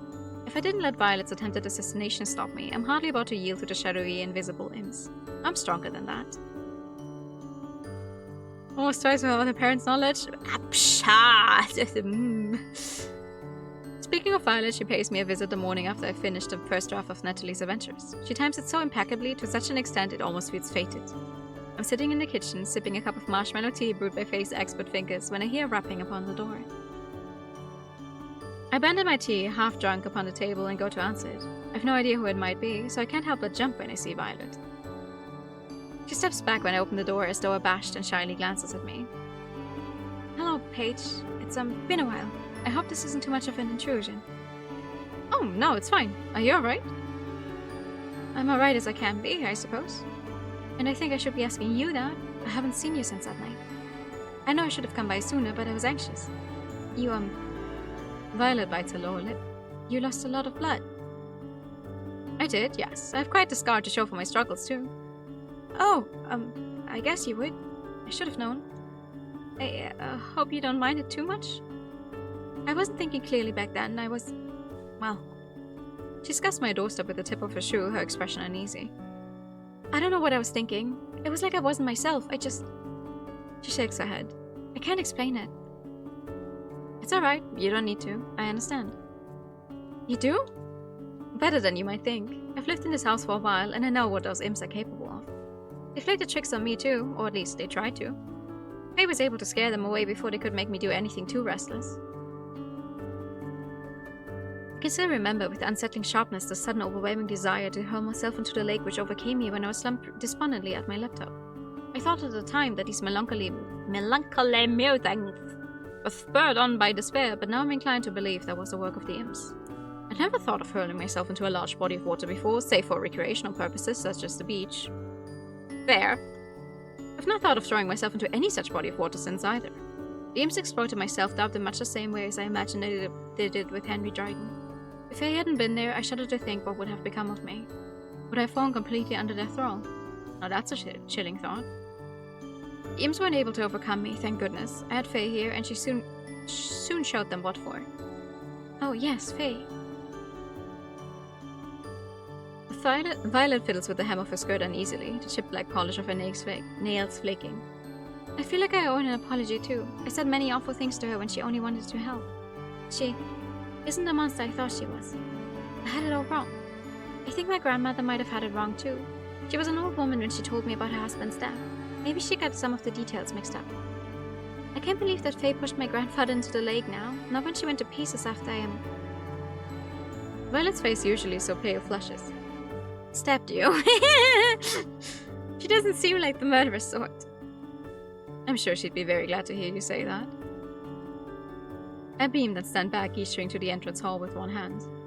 Why don't you come in? Faye's out in the garden pulling up weeds. We can have a bit of a talk. Before that, though, I cast my gaze up and down Violet and frown. Isn't today a Friday? You should be at school, young lady. You know me, I'm almost never at school. It's boring. And anyway, it'll be the summer holiday soon. This was my last day, and those are always pointless. It's not like I would have learned anything useful anyway. Mostly we just watch DVDs. Alright. I'm sorry for scolding you then. That's fine. I don't expect you to know the ins and outs of my timetable. It would be creepy if you did. I don't want you keeping close tabs on me. Yes, I suppose it would. I've better things to worry about. Like your stories.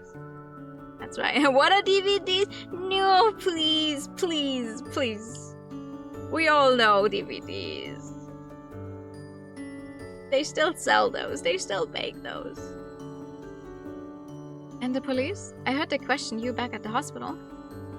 They did, yes. They stopped by the house to conduct a search too. Not that it was necessary. Nothing had been taken. Did you also get questioned too, Violet? Violet nods. A couple of police officers came to my school last week. They took me out of class to question me about the case, which might have been good if it wasn't in the middle of IT. I was busy watching Psycho on one of the laptops. I just got into the shower scene when I was called out. Psycho? I raised an eyebrow. The Hitchcock film? Is there any other?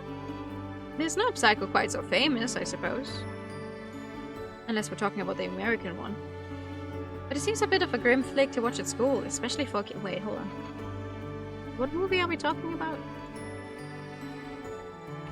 Psycho.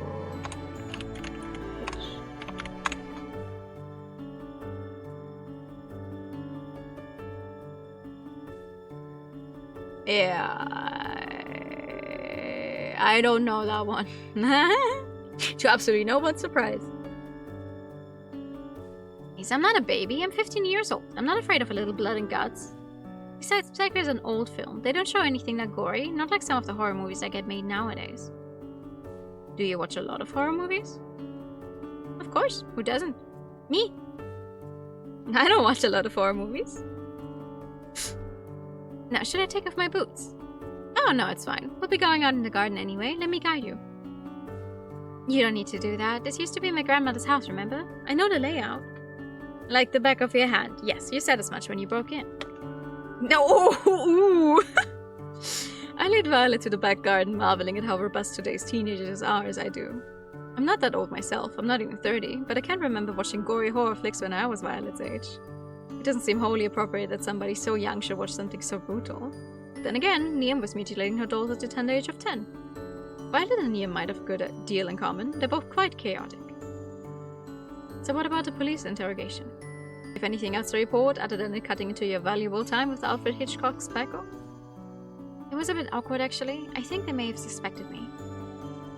Honestly, I'd be surprised if they didn't. It's not like the whole situation surrounding my stab wound is incredibly suspicious or anything. I stuck to the script, though. I trotted out the same lines faded about the break-in, and they seemed to swallow it. Good. I'm glad. I offer Violet a smile. We all had the same story, so there shouldn't be any discrepancies. With some luck, the investigation will peter out and you'll be off the hook. I do hope so. My mother would murder me if she knew I'd stabbed somebody. She can be even scarier than the imps. She sounds like quite the imposing woman.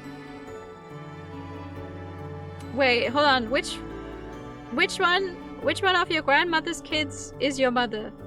Or is the mother your grandmother's kid, or is she the one who married him? You don't know the half of it. Violet sighs and returns my smile with one of her own. I'm glad you're so understanding. Thank you, Paige. I'm sorry for being such a nuisance. It's alright. It certainly injected a bit of excitement into my life. I was thinking, silly me, that living out in the countryside would be hopelessly dull and drab after spending all my adult life in London, but you proved me wrong.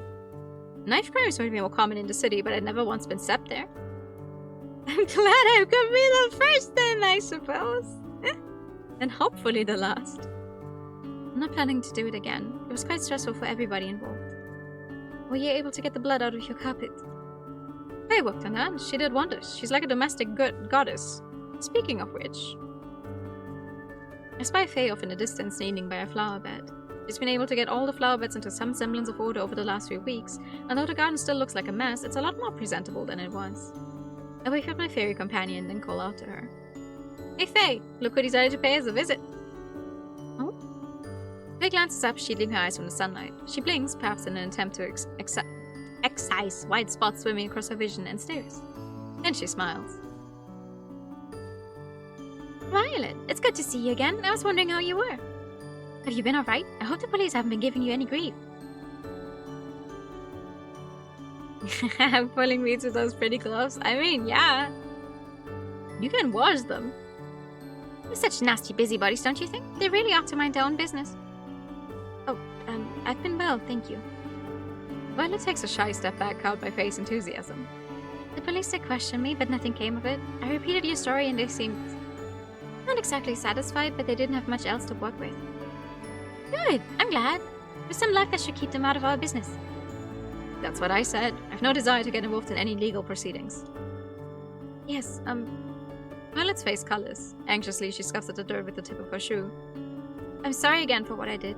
Words can't express how regretful I am. I know now that you're not a bad person, Faye. You're no monster, and you didn't ruin my family. I think you were trying to protect them instead. I can't believe I was so blind. What use are my extrasensory abilities really when I was unable to divine that I was being possessed? I had no idea those shadows, imps, did you call them, were toying with my mind, not until you told me about them. I made a complete fool out of myself. It's alright, Violet. I don't blame you for being mad at me. I've done a very poor job at protecting the residents of this house over the years, despite it being my sole occupation. I deserve your ire. I should have worked harder, then this tragedy may have been prevented. Maybe it would, but I don't think there's much point in dwelling on it. My grandfather's dead now, and so is my grandmother. If there's such a thing as a second life, then I can only hope they have been reunited. Their souls are now at peace. Oh, I do hope so. It would make me very happy if that was the case. Elise had a hard life, but it would make me very happy if she could find some degree of peace in her death. That's all I can really hope for. for it too. Violet returns Faye's smile with one of her own. I had you all wrong, Faye. I thought you were the cause of all of the misfortune in the house. I had no idea you loved my grandmother so much. Love? Faye blinks. Then she looks down at her feet, her expression pensive. You're right. I loved Elise a good deal. Maybe more than I should have. If I'd loved her a little less, maybe I wouldn't have been so jealous of her husband. I was unable to make clear decisions when Elise was involved. I acted rashly in my attempts to help her, and I made everything much worse. I really messed up.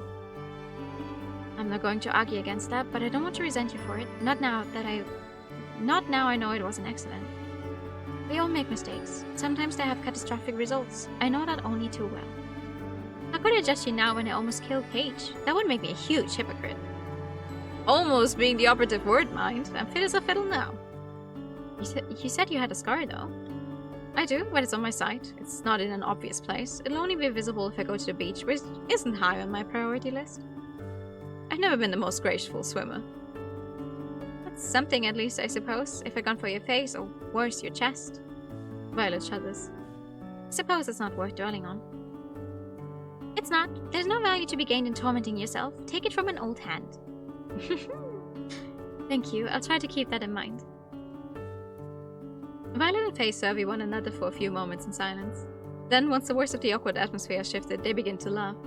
It's heartening to see the pair of them laughing together when only a fortnight prior, Violet regarded Faye as her mortal enemy. Now that the air between them has cleared, I also feel at ease. This house may be full of painful memories, but these are only fragments of the past. They needn't have any influence upon the future. With Faye, I'll do my best to live happily in this home. I'll renovate the garden, tidy up the interior, and the imps will soon be chased from their hiding places. There's no need to resort to holy water or crucifixes to drive the darkness away. We just need to fill this house with light and love and laughter. This would have been a tall order when I first moved here, beleaguered by my own overbearing sense of failure, but Faye's company has cheered me up immensely. We'll stuff this house to the rafters with happy moments, which will in time become happy memories. It's all smooth sailing from here on out, it better be!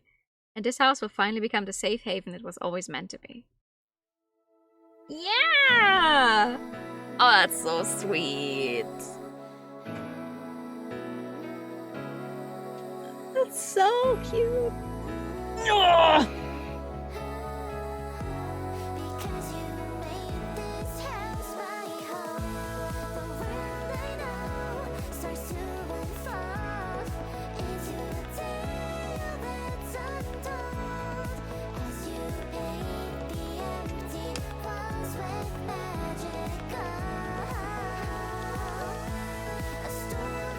I mean, you have to suffer a little sometimes, yeah?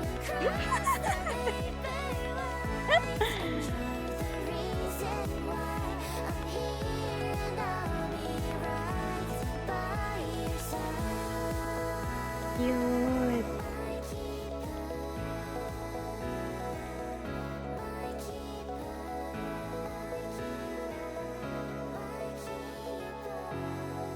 Never got to see it, it's not true.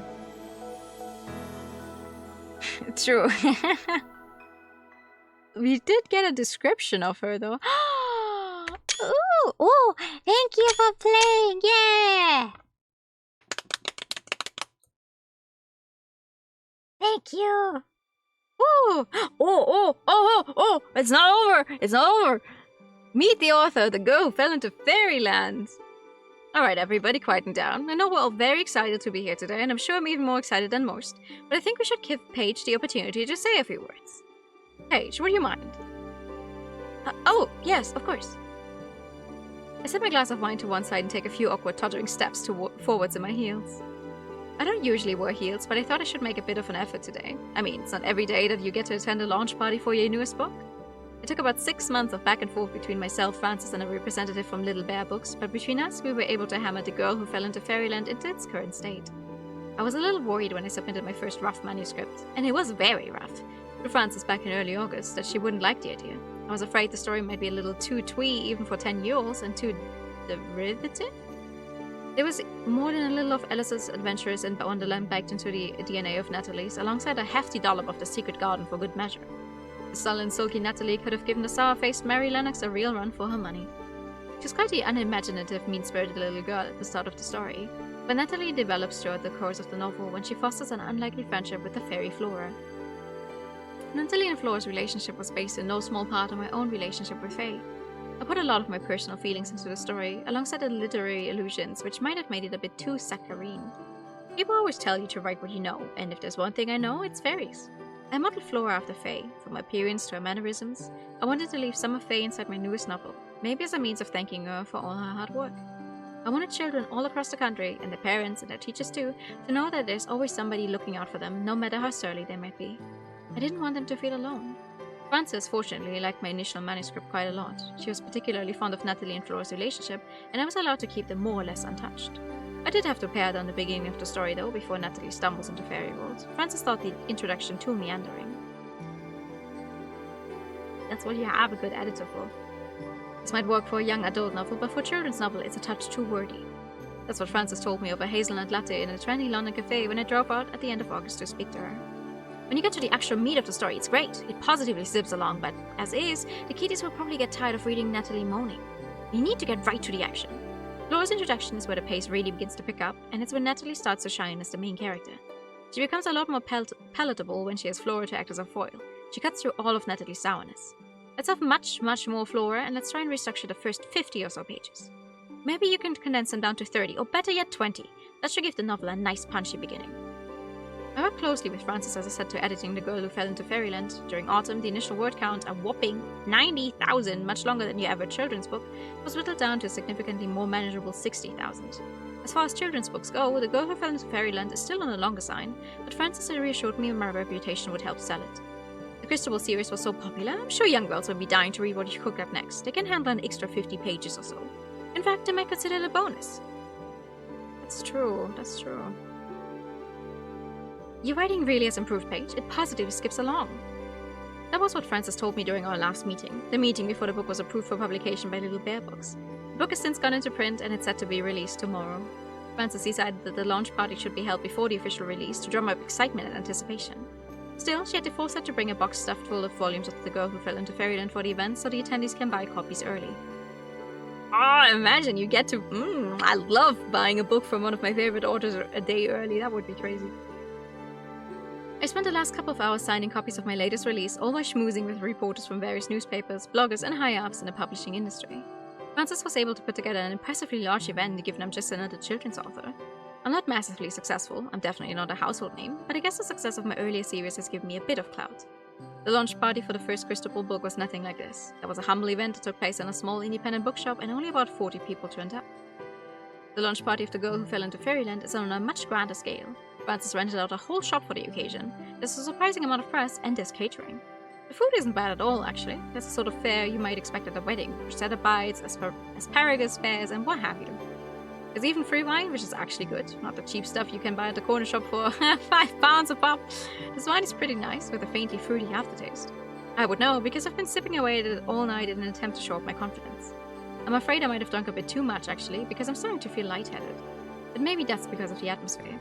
I don't know how many people are here, but I think there must be a couple hundred attendees. I don't know most of these people, burying Frances, Faye, Niam, and a few of my friends. I feel out of my depth. This launch party is supposed to celebrate my success, but I feel like a fish out of water, and it doesn't help that I'm all dressed up for the occasion either. Niam came over earlier when I was fretting and fussing and suffering from our anxiety-induced stomachache, and she helped glam me up for the event. Niam helped me with my makeup, mostly. She picked out subtle shades rather than the ghostly white foundation and smoky black eye makeup she prefers, muted browns and bronzes. She applied the makeup so sparingly it was hard for me to tell I was even wearing makeup when I examined my reflection in the mirror, which, according to Niam, was the point. Yes, that can be the point. I don't really see why I bother with makeup at all if it's meant to be so unobtrusive. But then again, Niam is the expert. She spends a lot of time working on her dolls, so she knows what looks good. Faye was very complimentary when she saw me at least. She told me I looked like an angel, so I'm trying to take that as a positive. I'm still not wholly sure about the shoe she had me wear, but this was the one point that Niam refused to budge on. Do we get to see it? You have to wear heels, Paige. You're too short without them. You won't command any attention at all if you don't have a couple of extra inches. Don't you want to stand out at your own launch party? The answer to her question, of course, was no, not really. I've never liked standing out, not like Niam with her striking makeup and outfits. I much prefer to be left in the corner to languish gently like a mushroom. But Niam was adamant. Now, don't look at me like that. I'm doing this for your own good, you know. This is supposed to be your big day. I'm not going to let you hide in the toilets like you did back at the prom wearing that awful dress your mother picked out for you. We won't be having a repeat of that. I don't think the dress I wore at the prom was that awful. And anyway, I only spent so much time in the toilets because Ian Fletcher knocked me and I fell and I grazed my knee. Don't you remember? Ian. How do you say that? Of course I remember. You led your tights to high heaven. Not that it really mattered, I suppose. The outfit really was beyond saving. It was awful. Well, thank you for your vote of confidence. I'm glad I have such a supportive friend. Anytime. Now, will you wear these heels of your own volition, or will I have to force them onto your feet? Alright, I'm putting them on, Mother. You don't need to fuss so much. Yeesh, anybody would think I was a 6-year-old the way you're going on. It took a lot of back and forth and no shortage of mutinous remarks, but I did end up putting those shoes on, though I wasn't particularly happy about it. I still don't feel happy about it, actually. I've been on my feet for 2 hours and my toes are beginning to cramp up. I can't wait to get back home so I can kick these stupid things off and relax. But before that, I need to give my speech. I've been practicing it all week and I think it's pretty good. I don't have much faith in my public speaking skills. I'm about as good at addressing a room full of people as I'm walking on heels, which should say a lot about my oratory abilities, but Niamh was right about one thing. This party is being held in my honor. Niamh has come here to support me wearing her usual gothic regalia, and so is Faye. She's standing by the refreshment table, which she's been conversing like a hawk, trying a little bit of everything, but especially the miniature cheesecakes. Christine is here too, with her husband, though her 2 children are conspicuously absent. She must have left them in the care of her sister. Though this is a launch party for a children's book, it started at 19. And it's already pitch black outside. It's pretty late for a couple of youngsters. Sadie and her husband also showed up, which seems like a bit of an early Christmas miracle, since their relationship's been so dicey lately. I thought a divorce was on the cards, but they look positively lovey-dovey tonight. They spent most of the night together, glued to one another's hips, smiling at one another like a couple of teenagers. I wonder if they've been able to overcome the road bumps in their relationship. I hope that they have. Sadie and Nick have been together for almost a decade, and I used to regard them as the pinnacle of heteronormative bliss. Good for them! Good for them! Allison's also here, though the numerous night shifts she's been doing at the hospital have been grating on her. Maybe work granted her a brief reprieve, or maybe things have begun to quieten down. I hope so, for the sake of her mental health. She's been sounding positively frazzled lately. There's a few of my other friends from London too, people from the widest group I used to attend, and some of the girls from aerobics, which I went to for all of 6 months before I gave it up. And of course there's Frances, my darling agent who stood by me during thick and thin. I might have lost faith in myself on numerous occasions, but Frances never did. She's always been there for me, cheering me on, and I couldn't be more grateful. I take my place in front of the trestle table where copies of my book are piled up into pyramids, still feeling a little uneasy on my feet. The fear that I'll trip over thin air hasn't evaporated, but... Oh my god!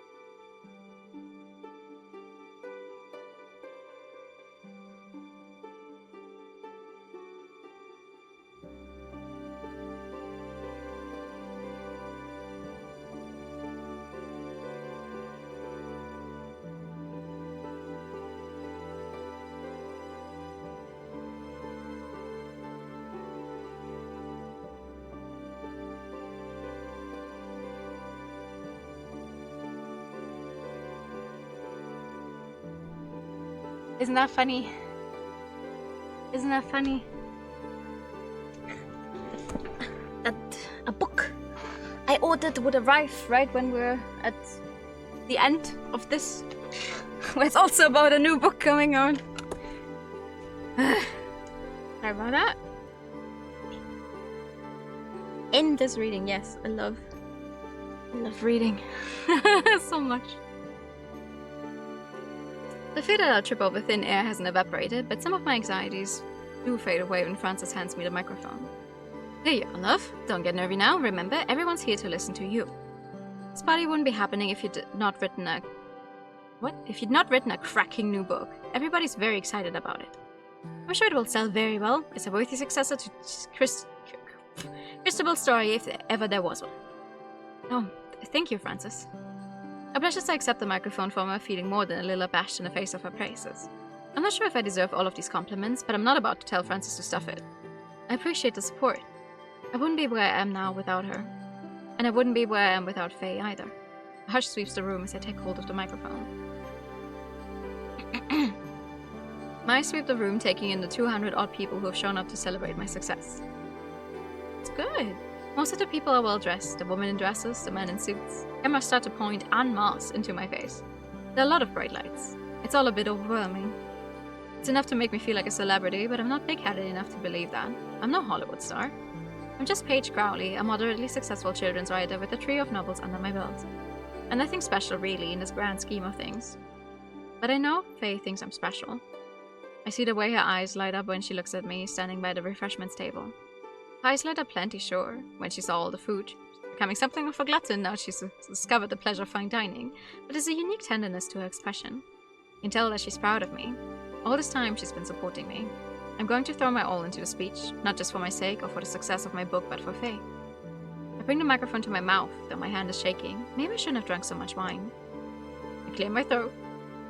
Then in a voice which to my surprise doesn't waver, I say, "Thank you very much everybody for being with me for the launch party of The Girl Who Fell into Fairyland. I know it's been a long time coming, but I'm proud that I've finally been able to release what I hope is a worthy successor to the Crystal series you all, hopefully, know and love." Eat the mic! A light ripple of laughter fills the room with my self-deprecation, and a few more cameras flash. The press tend to like it, or so I've discovered, when people downplay their accomplishments. It makes them feel more approachable, more down to earth, not that I've ever pretended to be anything otherwise. At the end of the day, I'm still just Paige. I have a whole litany of people to thank, a list I run through starting with Francis, but in the end, I also want to dedicate this book to my partner, Faye. I'm not sure how common this knowledge is, but I was in a rut for a while ever since the publication of the last Crystal novel. I couldn't come up with any ideas I liked, try though I might. Everything seemed trite and tedious, done hundreds, if not thousands of times before. For a while I began to doubt my abilities as a writer. I wondered whether I mightn't have exhausted my creativity altogether. Until I met Faye. She opened my eyes to just how magical the world can really be. She brought joy and color back into my humdrum everyday life, and she helped me find my inner child, which I thought I'd lost for good. She reminded me why I began to write in the first place. I'd been worrying after wrapping up the Crystal series about whether or not my next effort could live up to a lofty success, or whether I would be stuck in a long shadow. But being with Faye taught me how little that matters. There's more to life than worrying about being successful. Life is meant to be lived, and if we're to live it properly, we need to dispense of our worries. There's nothing to be gained from living in the past. We need to walk headfirst instead into the future. And that's what I want to do with Faye. We've endured our fair share of hardships since we began our relationship, and though things haven't always been easy, we were able to come out of it with a smile. Faye is special to me, and I love her more than words can even express, which might be a bit embarrassing for me to admit given I'm a writer. I pause for a few moments and again at the ripple of laughter spreading the room. More cameras flash in my face, but I ignore them. My attention is focused wholly on Faye. I should know what to say, but when it matters most of all, words fail me. I could write for months on end, and I still wouldn't be able to express even 1/5 of my feelings for Faye. I'm afraid I've been babbling too much, so I'll try to wrap things up soon. But I just want you all to know, before the night is out, that I really couldn't have done this without Faye. She means the world to me, which is why I'm dedicating the story to her. Thank you, Faye, for being with me. I pick up my wine glass, which I left resting on a trestle table behind me, then raise it in Faye's honor. Aww! And here's to many, many more adventures to come. Oh, that's so sweet!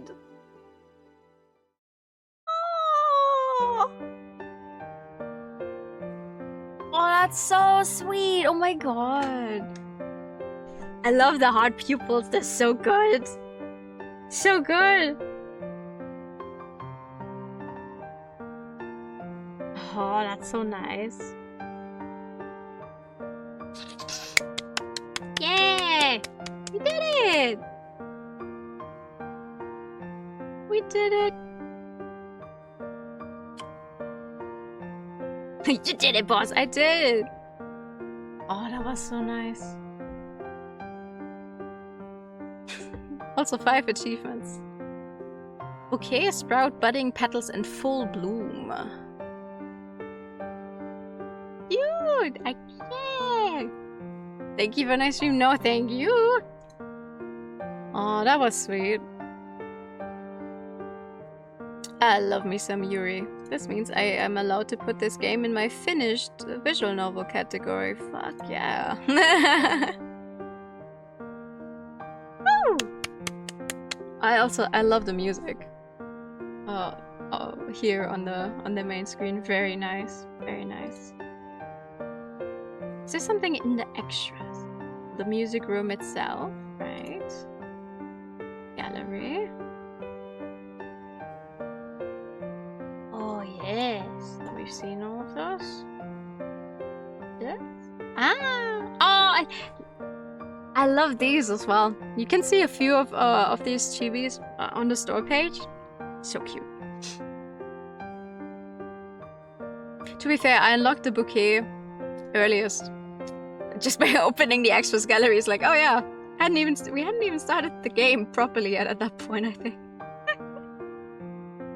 Yeah, see, I opened the gallery when I opened the game to set up for stream, blah blah blah, and this is when we actually started playing the game.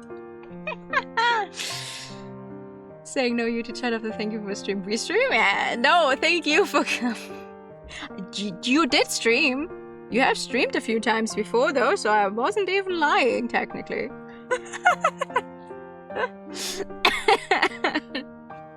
Oh, that was nice. Oh, you know, I'm glad I played. Originally I was like, oh, I don't know how much we have left, so I had another game in the bag, but this is a good timing. This is great. We finished the game. I have to go grocery shopping still. I just didn't want to go during the heat of the day. I'm gonna do that now. Oh, it's still 29 degrees out, but you know, you have to pick your battles. Thanks for stream. No, thank you for coming by. Thank you. Hi, Mel. You just missed it. You just missed it. Yeah, we just finished it. Oh, some ice cream cake would go hard in this weather, yeah. I'll try. This was newest plant all along. No, listen.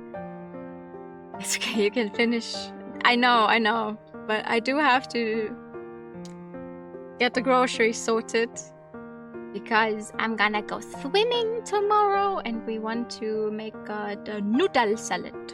And we need some more stuff that I forgot to buy yesterday. I wouldn't have to do the groceries now if I had properly paid attention yesterday, but it is what it is. It is what it is. No, I'm actually hoping the swimming is gonna be enjoyable and not too hard. I haven't actually looked at the weather for tomorrow though, I have no idea. What's it say for tomorrow? 32!